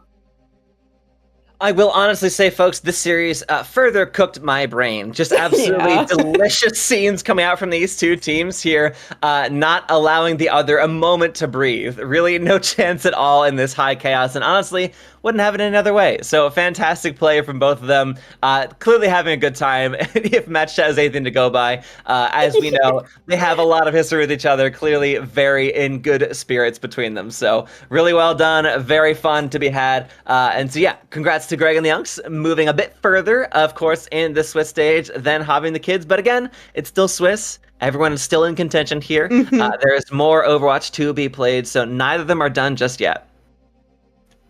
Yeah, exactly. And I do believe this was actually our last round of the Swiss stage. So the next stage is going to be generated because, of course, every team is going to play one more match tonight, which means we're going to have even more action on the stage. And, well, let's take a look over at it here. This is our lineup. This is how everything worked out. So, yeah, we have some big changes here. I believe that we had Emmy Aquarius kind of up in that top four, but as the match is finished, yeah, that top four has really been shaken up a bit. Yeah, kind of a massive slide considering everyone else's finishes there, which you kind of expect, of course. They were the team that did go down to Billings Boomers. And we still have Greg and the Unks and Javi and the kids. So that is still in this one considered kind of about where we've seen so far. So yeah, Javi and the kids looking a little bit worse for wear here. Greg and the Unks, they're very much within spitting distance of that top four there. So would love to see a continued progress coming out from these two to clean things up. We still are waiting on one more match in this round here. So we're not quite all the way done with this round of Swiss, but that just means there's plenty more to come. Yeah, before we move on to the next matches and all that good stuff, we do have, of course, to vote an MVP from this series, and we think that Greg and the Youngs had a whole bunch of good plays throughout, but I think that we've agreed that the namesake of the team is going to be the MVP here. Yeah, they played very solid, well done the entire way through. Honestly, like from our first view of them on New Junk City, those Sojourn rails, absolutely devastating stuff. Cleaning up those early engagements, not letting the opponents have a single moment to breathe at all on those engagements. Greg clearly leading the team to glory here. So Greg gets MVP because Greg, and also Greg is main thing about Greg. Yeah. Well, and of course, Greg, they didn't play any Roadhog. We're just big Roadhog fanatics now. We've gotten to see Roadhog in both of these matches. So, I mean, we're all aboard the Roadhog train here. But, super fun to see these two teams face off against each other. And, of course, we're going to wait for this other match to finish up. But we will have more Overwatch to be seen as we move into that second round. I think that we're going to throw it to a quick break now until we await those second round. But don't go anywhere because, of course, we are here with Watch Over Palestine, raising money for the UNRWA, which you can see at the bottom of your screen. We are rapidly approaching that $3,000 goal, Rex. I know, it's very exciting to see the community rally around such a fantastic cause here. So, folks, if you've got the chance, please do donate to a fantastic cause here. We're all here because we believe in it. We want to support these folks who need so much help here. And, of course, the UNRWA are doing a fantastic job and doing the very most they possibly can to try and help in such a scenario. So, please, if you can, do give a donation. And, of course, as we have this tournament ongoing, you can get yourself some benefits for those donations. So, it's a bit of a 2-for-1, more bang for your buck here. But of course, so of course you can look at some more Mercy adventures happening for Patrick. You could have some more Ajaxes, even more than I think the backlog. I mean, honestly, that's gonna have to continue into like additional series going forward. Fear your comp games. Yeah, I don't think Caramel's gonna get all those out for this tournament here. So. Yeah, plenty of goodies to be had here for your donations. If you even getting the benefit of that, you get to see the results of it in real time here on the stream for added silliness here. So we're going to throw it to a break, folks, but do not worry. Once we have games available for this next round, we'll be back with a fantastic one for your delicious eyeballs.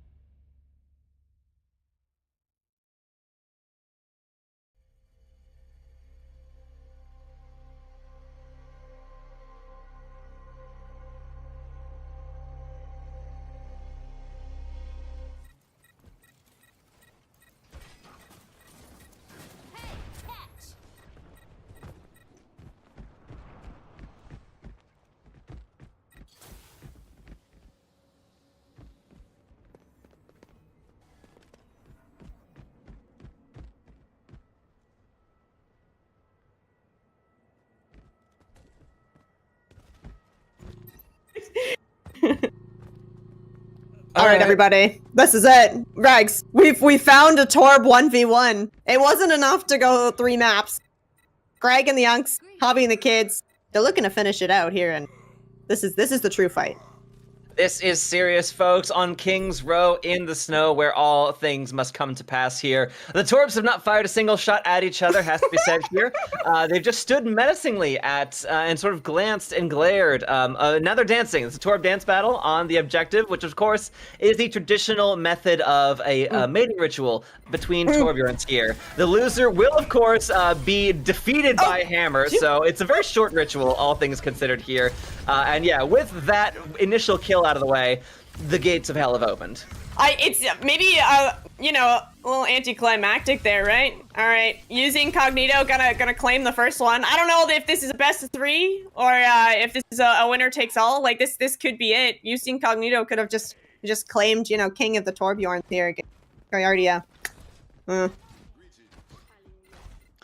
Yeah, you'd think that, of course, Reinhardt has a natural advantage against Torbjorn, hammer size and all, but between Torbjorn, they actually get more powerful the more of them there are on the map. So right now, a Torb hammer deals about 3 times the damage of the usual Torb hammer. So that's just something you got to be aware of here at all times.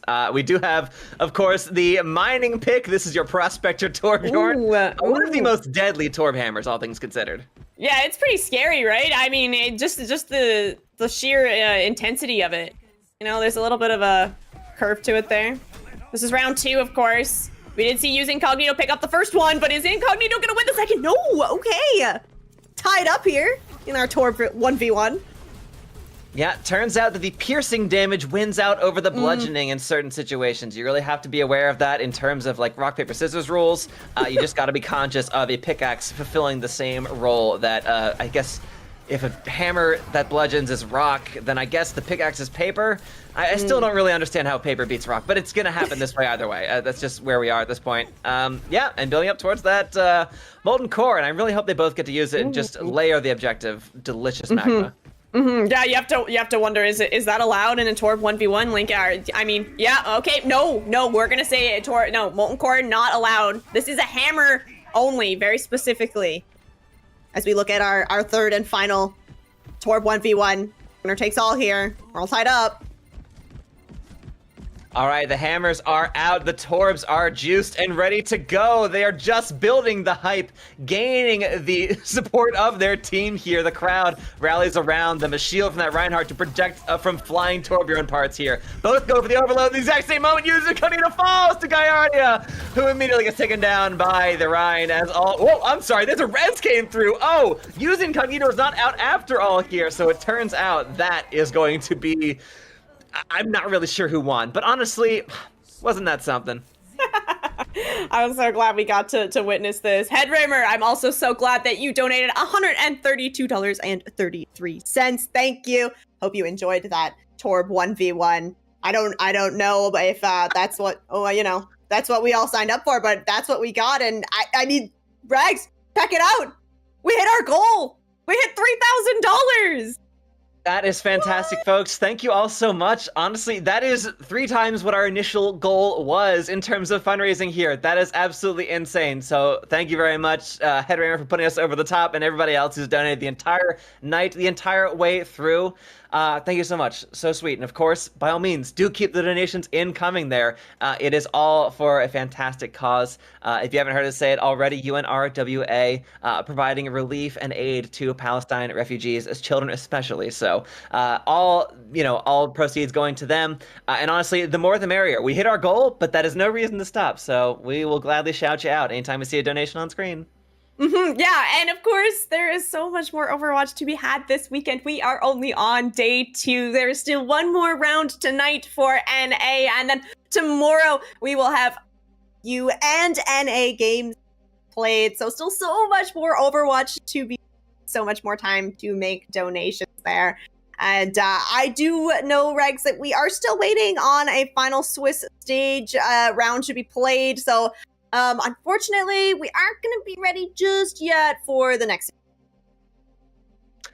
Yeah, so perhaps we're going to throw to a quick break here, and we'll be back, folks, once this final match is done. We've got some games set for our next round of the evening, so do not go anywhere. Plenty more to come right after this.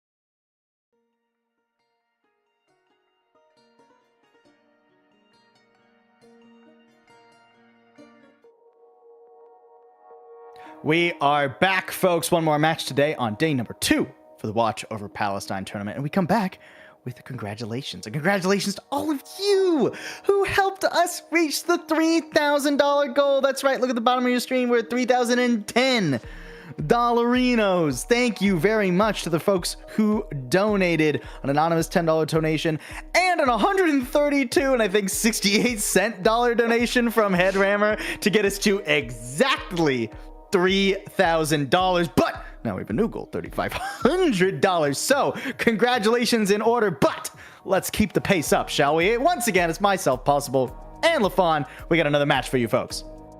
Getting into Freaky Ferrets and Greg and the Unks. Sorry, versus Great names. Greg and the Unks. You know, I identify. Listen, as an Unk myself. Okay. Where do you think I was going with that? Look, I wasn't sure which team you were picking. As an Unk myself, I'm cheering for Freaky Ferrets because, you know, that's. There we go. Yeah, I'm not cheering for either team. I am I'm unbiased as they come. Yeah. Oh, this is an absolute train wreck of intro, Paul. We really have bumbled this one. Yeah. And I said bumbled instead of fumbled. So that just goes to show how we're doing. Thankfully, our teams are going to be... I was going to say, let's look at the bracket, or sorry, let's look at the standings. How the standings are. Teams in red are unfortunately fully eliminated. Teams in green, overworked and fried puppies, are guaranteed. They will make the top 4. We will see them tomorrow. And then we got a 3 in limbo, one of which is right here. Freaky Ferrets could squeak into the top 4 here. So it is on Greg and the Unks to play. Spoiler. Nice pun, by the way. Appreciate that. What pun did I make? You said they were they could squeak in because they're ferrets. And you know. Oh, I'm so funny and I don't even mean to be. Let's take a look at the rosters for both these teams. The Ferrets have a lot of flex players going in. Wow, we are on one for this second match. Hey, who needs roles, right? We get into the lobby, we get into the map, we see how we feel. That's how we play the Overwatch. You know what I respect? That's good, honest Overwatch. Honestly, there's quite a lot of flex on the other side too. But we do have, the tank, deep and 2 healers, so we'll see. Honestly, who we even have starting in the rosters, that might determine who flexes where and when and how and whom and all of those. Yeah. To draw back to the standings for a second, though, Freaky Ferrets with the chance to make that top 4, they do need to win 2-0 here, right? The map differential does need to play in their favor a little bit, and I think they do need to get a little bit lucky as well on the the other side of things. But for the moment, all that really has to happen is that they need to win both maps. The first 2 don't allow us to go to a third one, and so Greg and the Unks, a single map would allow them to be the spoiler, getting into this one. That's kind of the expectation here for this game. And so, out the rip, a lot of the time we talk about that first fight being so important, so definitive in terms of how these teams want to play, right? Do they come out swinging? Do they come out looking flat? For both these teams, Freaky Ferrets because they're playing for their lives, Greg and the Unks because playing spoiler is fun. I expect that first map, that first fight to really be one of high tempo, of a lot of pressure being put forward. A critical moment will be the very first in our series, and that first moment will be happening on Lijiang Tower. Let's take a look at how the bans shape up. A very bold ban, an aggressive one by Greg and the Unks. Tracer hitting the bench here. Most teams, are using Tracer rather than banning her. So I like to see that from Greg and the Unks. A bit avant-garde, never afraid, or never mad, personally, to see people ban this popular stuff. And you called me a hipster. Yeah, but I didn't. The label was correct. Yeah, I don't know. We both can be. And the Zarya, the other one to hit the bench. We saw that. Do you think we see more Junker Queen LaFawn? It could be. I will say the one thing. Speaking of this Zarya ban, Reaper has been such a sneaky good pick lately, just because he doesn't have a ton of terrible weaknesses, and his strengths are somewhat buoyed by the level of characters that kind of come into play. Zarya does back him up really well, right? And then you couple that with like maybe a Wuyang, for example, a Tidal Blast applied to a Reaper. He just, teleports as your backline, nothing personnel kid, and your entire team is dead. So, here having the Zarya banned out, if you expect to kind of see that gameplay loop in play, can be an easy way to, especially if you feel there's your strengths kind of lay to different tanks. That ends up being something that can actually swing a play style entirely in your favor with that ban alone, rather. We're starting off on Control Center. Whoa, those were not the tanks I was expecting. Hold on, I gotta check my calendar. Is it actually 2025? Holy moly. All right, Unks indeed, I guess. We're getting the Reinhardt coming out on Control Center. I haven't seen that one in a while. I don't think Desktop will actually be playing the Life Weaver here. 2, 1. You say Yeah, that. there we go. I was right, disappointing. All right, the Symmetras are switched over to the Genji as well, so just for that instant teleport. Cool. And I mean, we're already engaging. Thank you, Javs. JFC, I think is how the name would be pronounced, for the $18. Remember, folks, yes, we passed the 3,000 goal, but let's get that moving still. Oh, both Cassidy's getting sent back to spawn early. Man, these fire strikes are nasty, Amp8. Hello? Oh, couldn't quite hit the pin, but still gonna wrap that Lucio up eventually. There it is. Yeah, Anarchy can't run for long. And this is pretty dominant from Greg and the Unks. All right, you said that you said this is old-fashioned, but sometimes what's known can still be effective. And I mean, listen, that was a case of just kind of stand out on the point and swing away. It's like, hey, look, you're in my territory now, kind of situation. If you give Reinhardt the opportunity to just keep swinging on you, it does work. All right, Vanity. Calfriend, I mean, the Orisa won't have a hard time breaking this choke, especially now that the Ana is down. I mean, yeah, just run forward. Not much that can be done. Greg and the Unks just have to keep on the back foot now. And also switch over to the Sojourn here from Vanity. Still, that's not a trait that you love to feel at this point of the fight. It's all on Vanity now to try and finish up these picks. Shield's still very healthy, too. There goes Greg. That's another excellent start here for Freaky Ferrets. And they're going to try and put the pressure on. Amp8 is feeling fine. Asuzu cleansing the ante, so Calfrin can stay on the point. Vanity going down makes things rather difficult. Naku should be back in the fight by now. This Nano, hold on, Amp8 can't find a target. Finally lays one on the floor, but it is the tankiest one. Calfrin will still fall regardless. Greg coming back, and that rail shot doing its work. Semi-confused, the farewell as they head to the reset. And I think more critically that Greg and the Youngs had that control the entire time, right? Never losing progress means that now, even though they are at a deficit resource-wise, it's going to be expensive for Freaky Ferrets because this is last fight and they do need to win. Keep in mind that is critical for them here. So can't even give over an opportunity to their opposition. Keeping an eye on the sound barrier from Freaky Ferrets. Does Anarchy have to even pop this? Actually, it's so dominant with just the Kitsune Rush. Quick, economic, affordable. That is a great tagline. Anyway, now the reset comes in. Oh, Semi-Confused needs to stay alive. Now, trying to get through the choke here. I think they want to try and combo Blade with the Terra Surge. Terra Surge is out. Good amount of damage. At least the other Genji hitting the ground. And, I mean, no need for the ult as of yet. Just the Terra Surge keeping Greg and the Unks back. A really good job of being able to survive these anti-nades, by the way, because Greg and the Unks, a lot of the damage is being applied. Or, sorry. They're just going to run right through. Yeah, okay. And a Blade straight into the other team's spawn. There goes Greg. Oh, Gallardia. There we go. Gallardia getting more back. I promise I can read, LaFon. Calfrin trying to... Oh, you're there. Oh, you got it. It's to the health pack. It's just going to delay I mean, yeah, your spawn is just delayed. I thought it was going to go back to the point. Oh, overclock really early here. This is kind of bold from Vanity. I mean, you get the Wu Yang. You can get a second. I mean... touch? The touch comes through. Naku manages to trigger the overtime, but you're going to need a little bit more. Oh, and Vanity's in the floor. More people coming back, though. Calfrin off to the Doomfist. Naku has somehow survived. I don't know how Naku was the one of the 2 DPS who actually made it through that fight. A 4v5 Ferrets. Can they turn the tides? They're on the objective now. Naku goes a bit far forward, though, and gets laid out by the anti-nade. Calfrin low 2, and no healers in sight. Greg and the Unks secure it.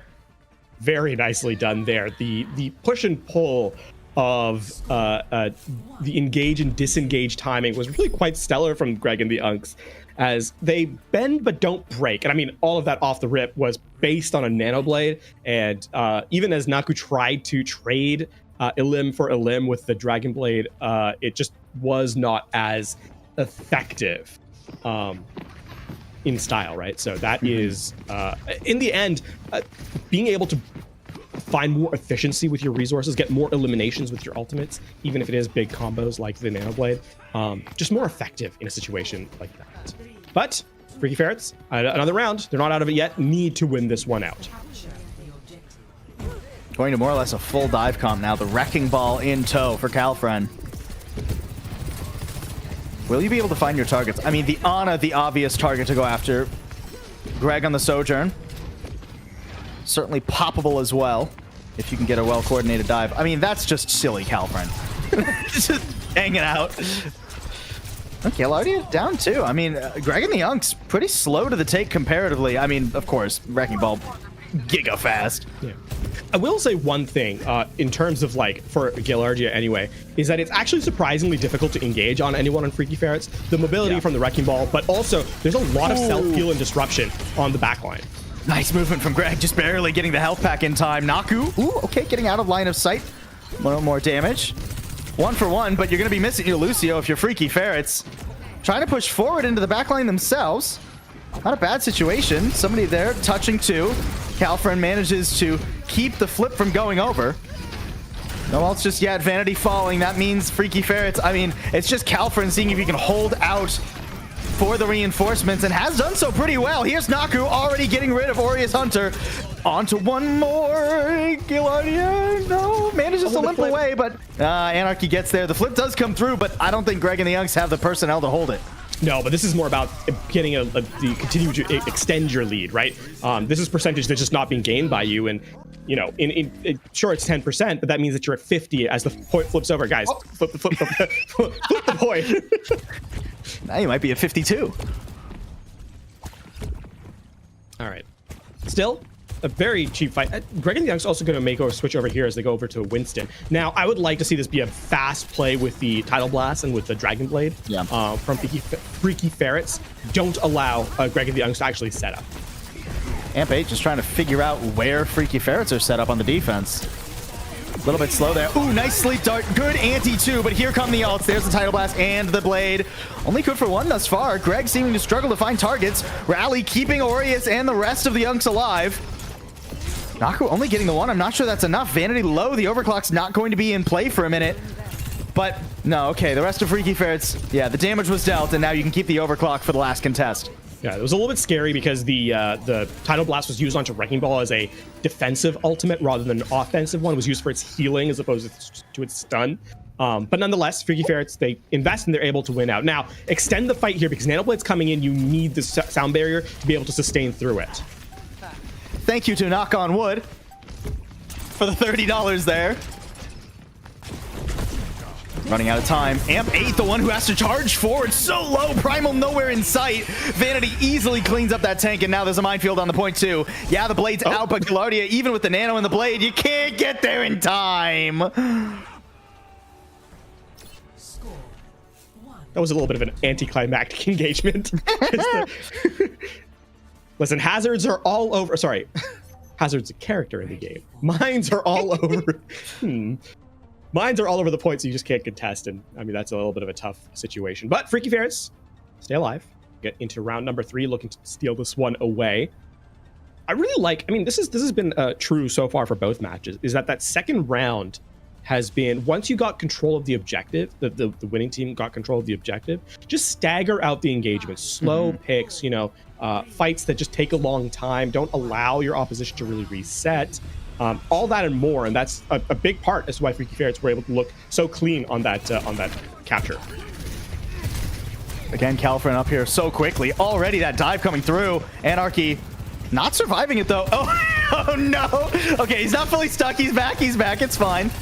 The rest of Freaky Ferrets sorely missing their tank for those few seconds though. And I mean, Greg and the Unks are in a great spot now. Naku's way in deep too. Calfrin trying to dive alongside that Genji. I mean, this is an awkward spot for Greg and the Unks. They're stuck in this house and taking tons of damage for it. Can they actually get out? Calfrin ever so low. Doesn't have the shield off cooldown, has to roll away, but gets out of dodge, and Amp8's not so lucky. I mean, they're gonna get those reset and re-engage now before the respawns come in for Greg and the Unks. Nice. So they should be able to snowball this one into an easy fight victory for themselves. Ooh, nice. Freaky Ferrets, another clean first fight. I mean, it got a little bit dicey there, but they get their cap, and that's what matters. Yeah. I mean, a lot of that comes down to the fact that Greg and the Unks were always at a deficit in terms of HP, and then even as they were able to kind of re-establish themselves health pool wise, they'd already lost their tank, so their presence in the fight was removed. I really like this backline engage from the Wrecking Ball though. It's so proactive by Freaky Ferrets. I love them not giving Greg and the Unks time to even get to the objective really. Already 2 down, and this is just getting some ult charge now for both teams. Yeah, you're not going to allow them to escape wholesale, right? This is really well done by Freaky Ferrets. And I mean, keep the gas going, right? Just foot on the accelerator. Don't slow down. Don't allow your opposition to really reset. That's one of the best ways to win, as long as, and so far the Freaky Ferrets have done so, you don't overcommit and have your impact players get eliminated. And this is the important fight for not overcommitting Freaky Ferrets. They've already got 3. They're going to be at 5 if they go quickly enough. Desktop immediately crashes. Semi-Confused goes down too, but the Tidal Blast does go out first. Blade at the ready. Galardia is looking for more targets and thinking, do I even really need this Blade? 2 already down, but there is a minefield now, and Naku is firing back. Maybe it's time to whip out the sword, but no, Galardia still hanging on to it. Needs more targets, better targets, but Naku's the first one to get the Blade out, then quicker to the draw. It does fall to the Tesla cannon. Back and forth it goes, but Freaky Ferrets staying in control, if only barely. And I mean, trades favor the team that are in control of the objective, right? Because you have to be the last one standing. And I mean, in the end, when both teams fall, even if both teams were to fall fully, by law of attrition, the one holding the objective wins. Now, here we are in effectively last fight territory. And Greg and the Uggs, you're going to have to spend a lot. Keep in mind, they're at 0%, and they still have to break through the sound barrier. Overclock and sound barrier immediately out.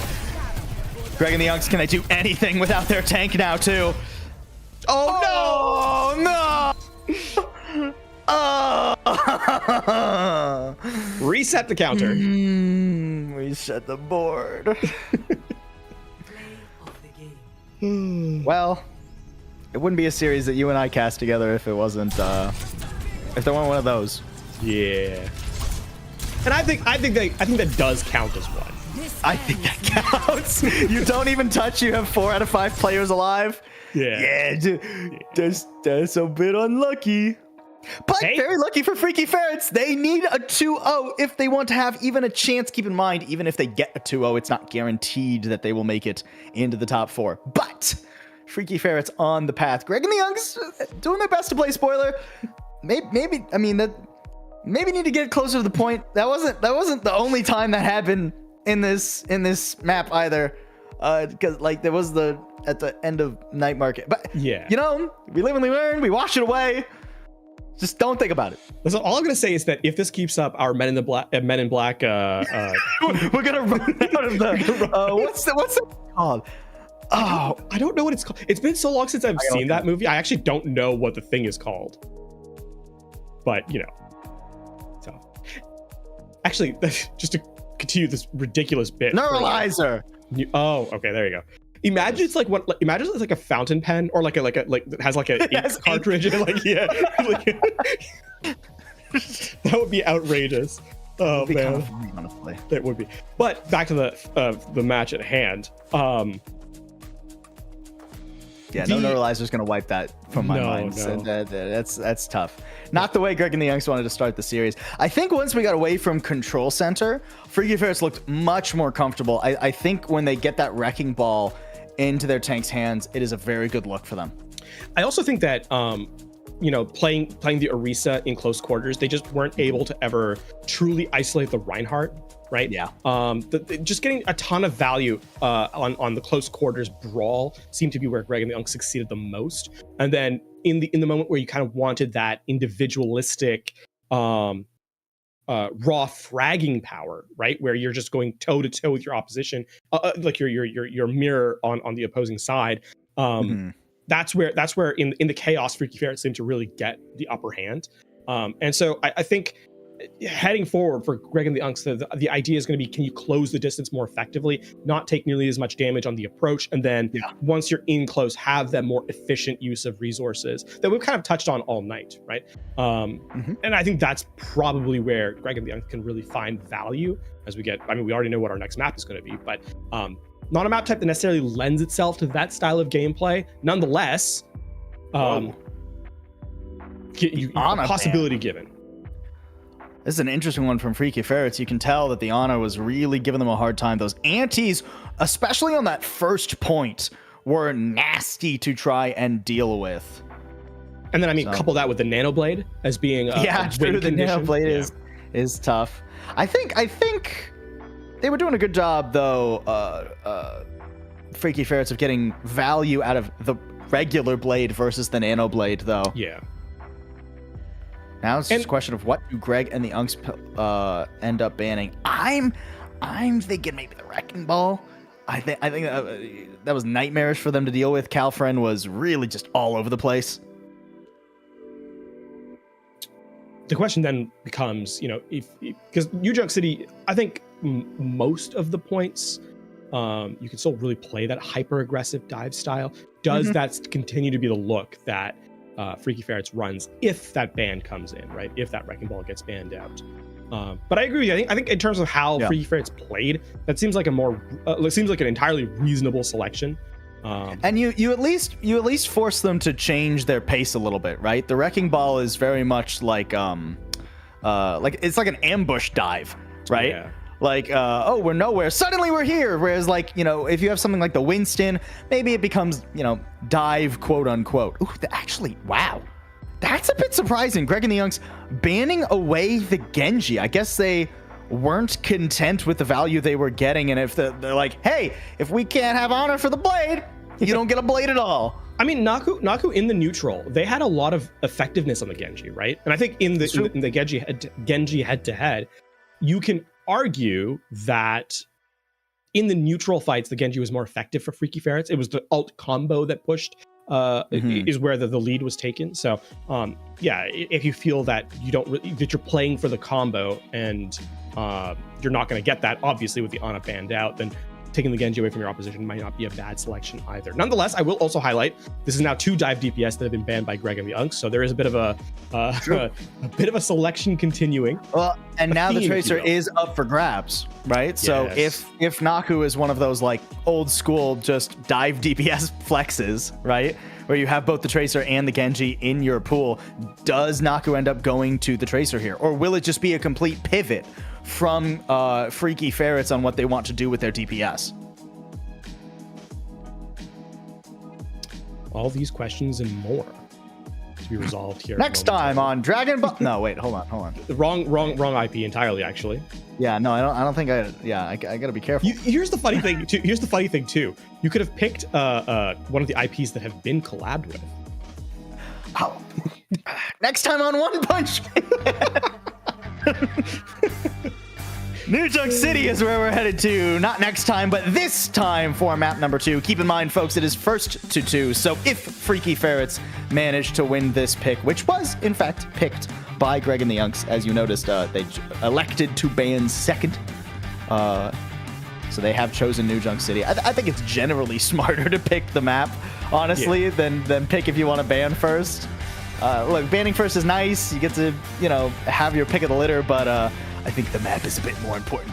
Whoa! Okay, that's just spawns. We're not going to worry about that, Freaky Ferrets. I'm not looking.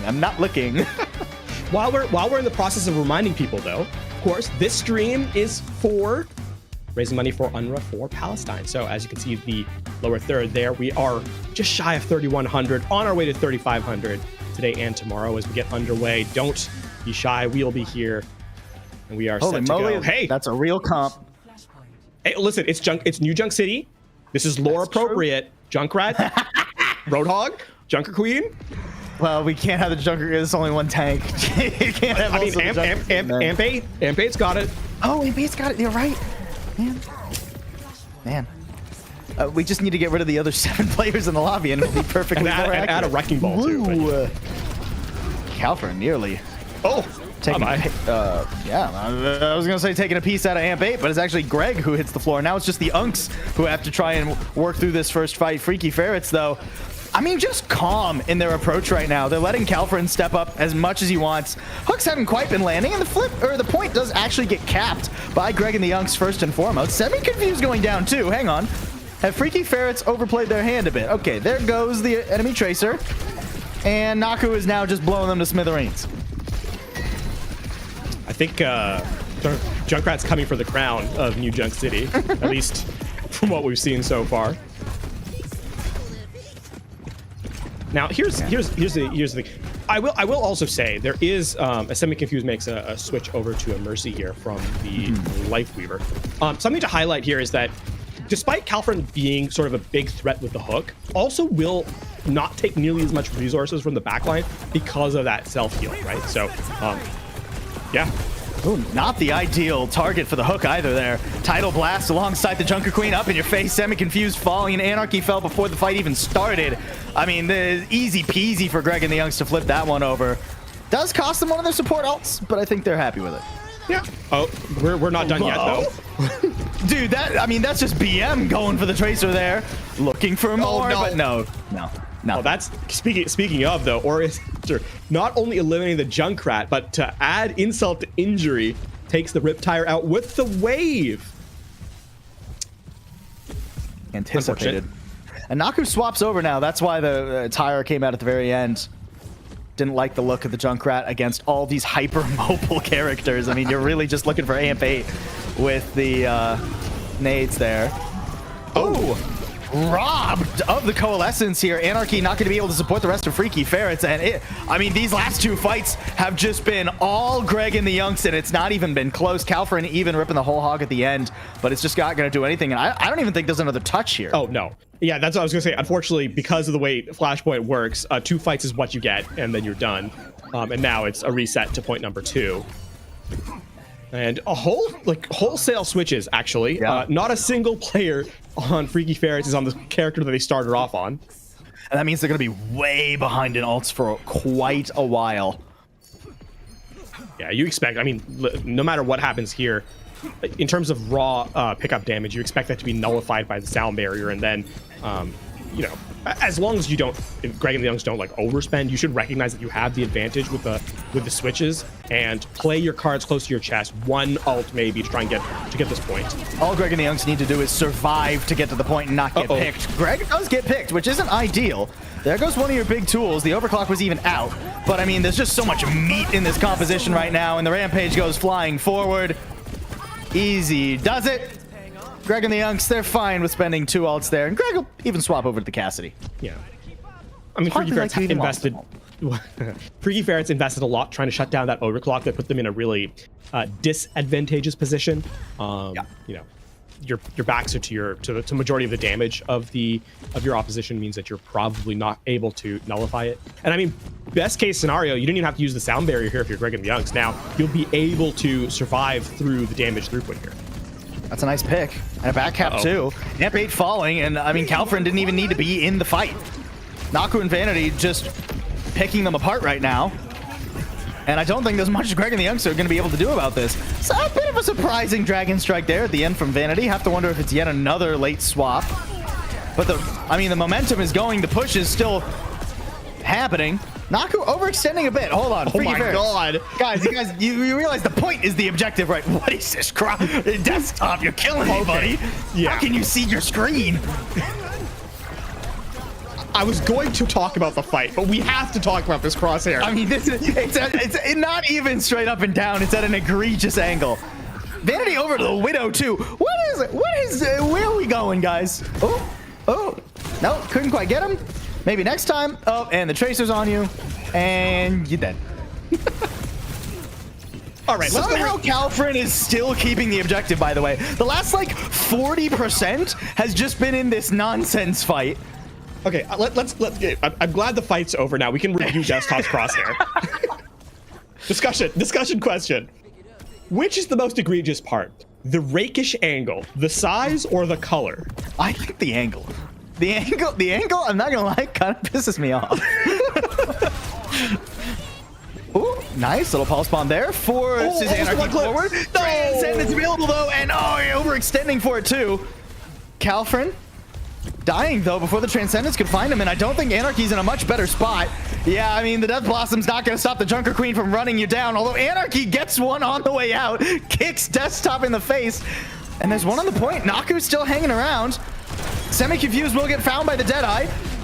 Naku, ooh, perfect Wraith step too, Wraith form, and somehow Freaky Ferrets flip it back and get themselves a point. The spaghetti, it's everywhere. Please, no, stop it. This is punishment. Jeez. Oh my god, the way the outline looks, it's like there's a gap between.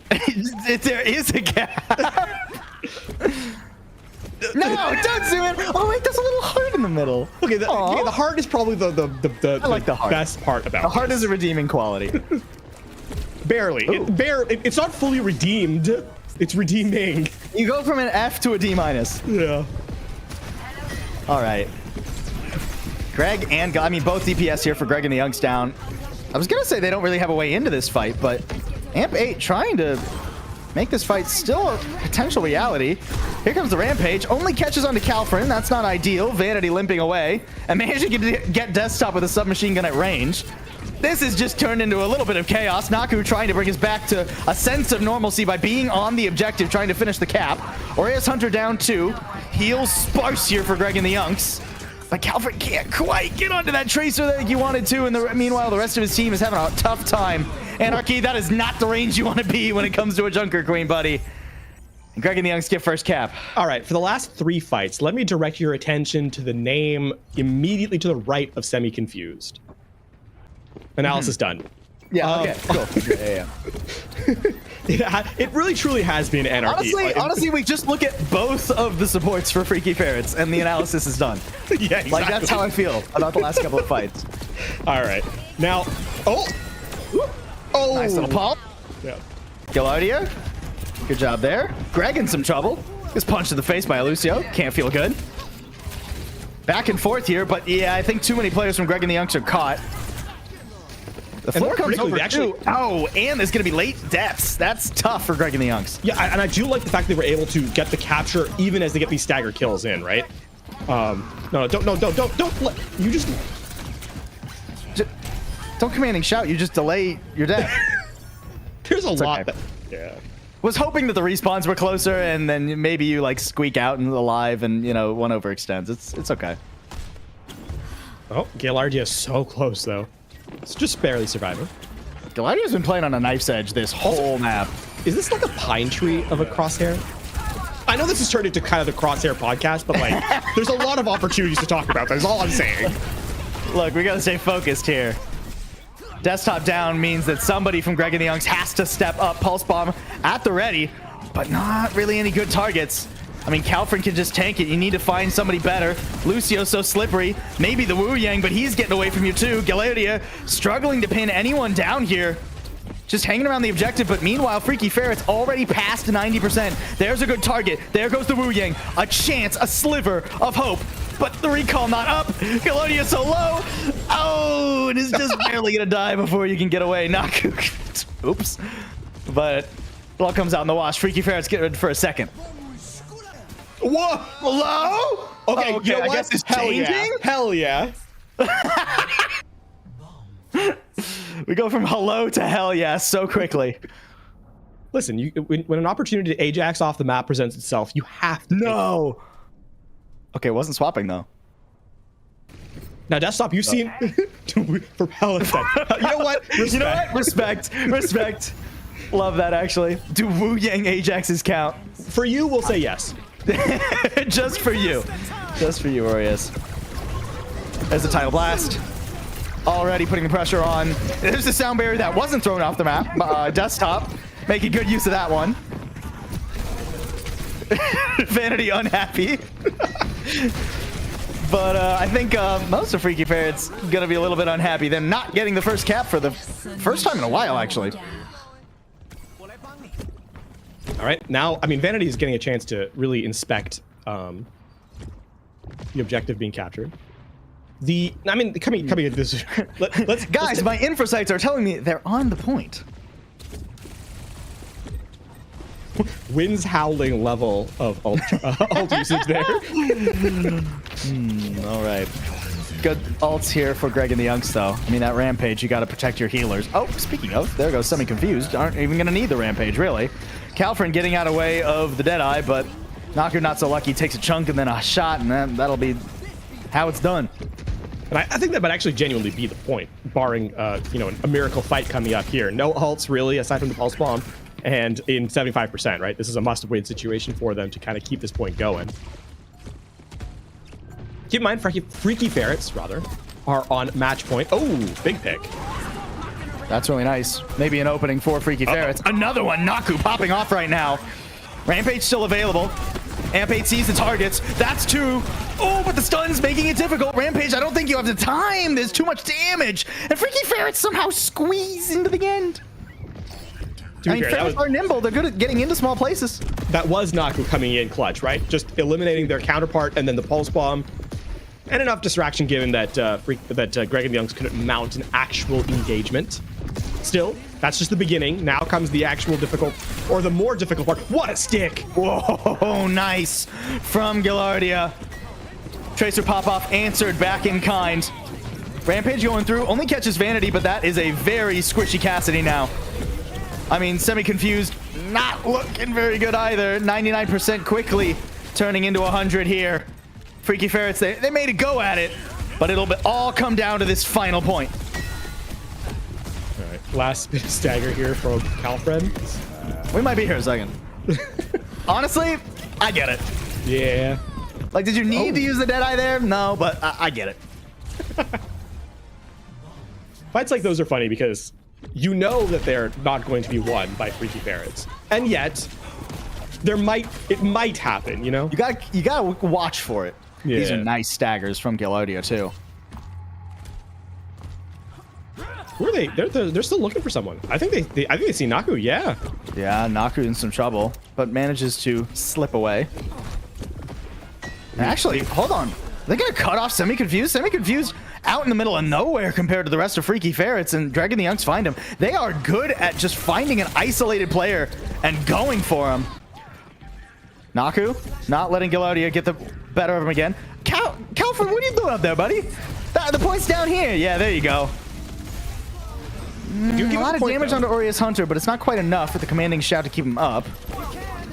Greg spotting Vanity too. Ooh, Semi-Confused. I mean, nice shot there. That's the sound barrier you no longer have to worry about. Freaky Ferrets should have more to withstand through this fight. Nice Pulse Bomb too. Naku popping off once again. Freaky Ferrets back in the driver's seat for the moment, but they got to get this flip fast. They really wanted Amp 8 dead there. That was Tidal Blast, Minefield, and Pulse Bomb, all on the Junker Queen, making sure that Amp 8 couldn't escape with his life. I mean, a pretty even engagement, I think, overall. Greg and the Youngs. It's going to come down to how well can you burst through this sound barrier. Freaky Ferrets, not a ton of damage available to them, right? In terms of ult resources. So it's going to be coming down to the old-fashioned dive via Tracer and Wrecking Ball. Calfrin trying to jump onto somebody coming through the doorway, but most of the squishies actually out toward the side.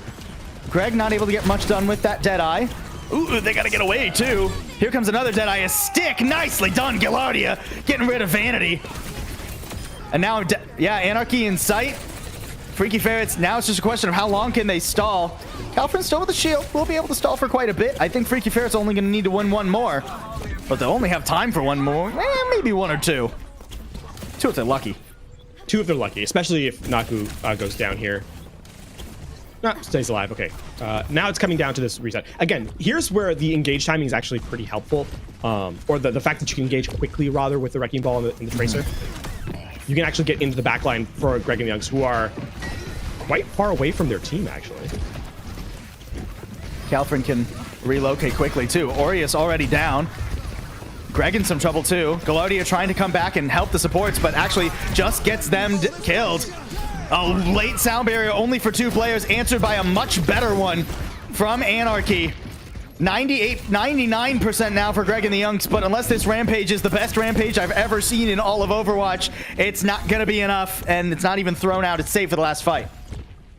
Still with 85% and counting. Can I even get here? There's going to be a minefield to prevent the choke point from, or to really make a danger of the choke points if they try and engage. Tracer will trigger over time, but that's all that Galardia will get. I don't think nobody else can touch. Enough. Yeah. Nobody else can get there. Freaky Ferrets get it done into a close contested second map. But they managed to make it happen. Their playoff chances just barely alive. They can squeeze through in, looking at the map, 4.7% of scenarios they can get fourth. Shout out to Greg and the Youngs. They nearly played spoiler, but couldn't quite get there. We had some truly great highlights in that map, though. That was a fun map. This is just fun Overwatch, man. Oh, I love stuff like this. I mean, everything from the crosshair to the Ajax for charity. Gotta love it. Freaky Ferret's having fun with it. I'm still stuck on desktop's crosshair, though. Like, good It is nasty. I mean, I'm sorry, desktop. Your play was good, but I don't know what was going on with that crosshair. Either way, Freaky Ferrets, I think they did a phenomenal job here today. I mean, I gotta give the shout out to Calfrin. I think that Wrecking Ball was... Freaky Ferrets looked night and day when they did versus didn't have the Wrecking Ball in their hands. Calfrin's so disruptive, so annoying, and just never really let Greg and the Youngs have a chance to collect themselves. Yeah, and I mean, a shout out to Naku as well, right? The very much. Their tracer on New Junk City, a game changer in its own right? The pickup of the pulse bomb and the elimination on the second point, able to close out, of course, in the third in that head-to-head duel. Yeah, Freaky Ferrets, they earned their victory for sure. But what a fun set of games, of maps. Just really enjoyable. Yeah, I mean, shout out to Greg and the Youngs. They made it not only fun, but competitive. I was very impressed. I mean, you were talking about Naku's tracer, but Galardia on map number 2 was popping off and really keeping it close. Honestly, was doing that all day. Galardia and Naku were almost on the same wavelength the whole game. It was either the Genji head-to-head on map 1 or the tracer head-to-head on map 2. But yeah, just nasty and nuts stuff. I love to see that. It was a very fun and silly game. Also, quick update on the math. It's gone from a 4.7% chance, shout out to Solomon, by the way, for the calculation, to a 50-50. 2 of the 3 results that they needed to go right went their way. And so now is just coming down to 1 more match.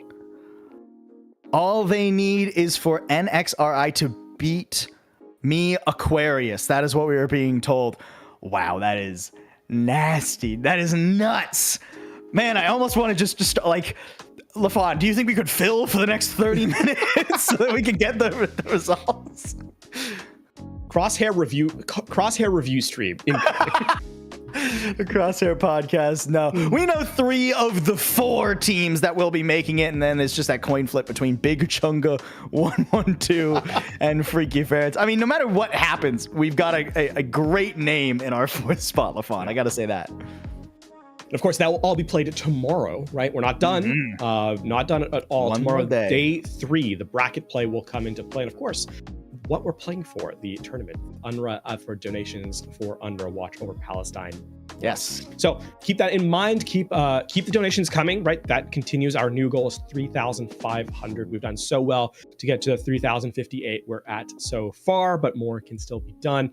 And look forward to seeing what that evolves to tomorrow. So make sure, if you haven't already, down below and in the chat, or exclamation point. I've never said that word in my life. Exclamation mark donate so that you can get involved. We've already gotten $3,058 toward our now $3,500 goal. We broke the $3,000 one. I want to see that $3,500 by the end of tomorrow. That's what I want to see. And you don't gotta just donate here on stream. You can donate whenever you like it. If you donate at least 3 smackarunos, at least 3 American USD, I think it is, you can get yourself a cool Bad Pachamari sticker as well. Look at that, a little Pachamari with Watch Over Palestine. So make sure that you are donating. Make sure that you are tuned in tomorrow, not just for NA, but follow this channel so that you know when NA is live, but also when EMEA is live. This is what our bracket will look like tomorrow. Whoever ends up being that 4th seed, whether it's Big Chunga or it's Freaky Ferrets, they will go up against Overworked. I do not envy the difficult match that they will be starting with. And then the winner of that will go against the winner of Billings Boomers and Fried Puppies. It's going to be a fun day tomorrow, LaFon. It absolutely will. If today was anything of a taste of what we were in store for tomorrow, I am very much looking forward to it. Right, we had a more conventional first match in yeah. And then we had some chaotic and wild and wonderful Overwatch in the second match here. We get a bit of everything here for the Watch Over Palestine tournament. That's what you want to see. That's what we want to see. But I also want to see all of you back tomorrow. That'll be it for tonight, folks. But make sure you're tuned in here over on Twitter, BPL_OW. Anywhere in the Discord too, sure. You want to know when we are going live so that you can catch the action and catch the cliffhanger. We're leaving you on a cliffhanger. You don't know. Is it Freaky Ferrets? Is it Big Chunker? You'll have to come in tomorrow to find out. And we'll see you tomorrow for the final day of Watch Over Palestine. I've been Possible. This has been LaFon. And we'll see y'all soon for more Overwatch.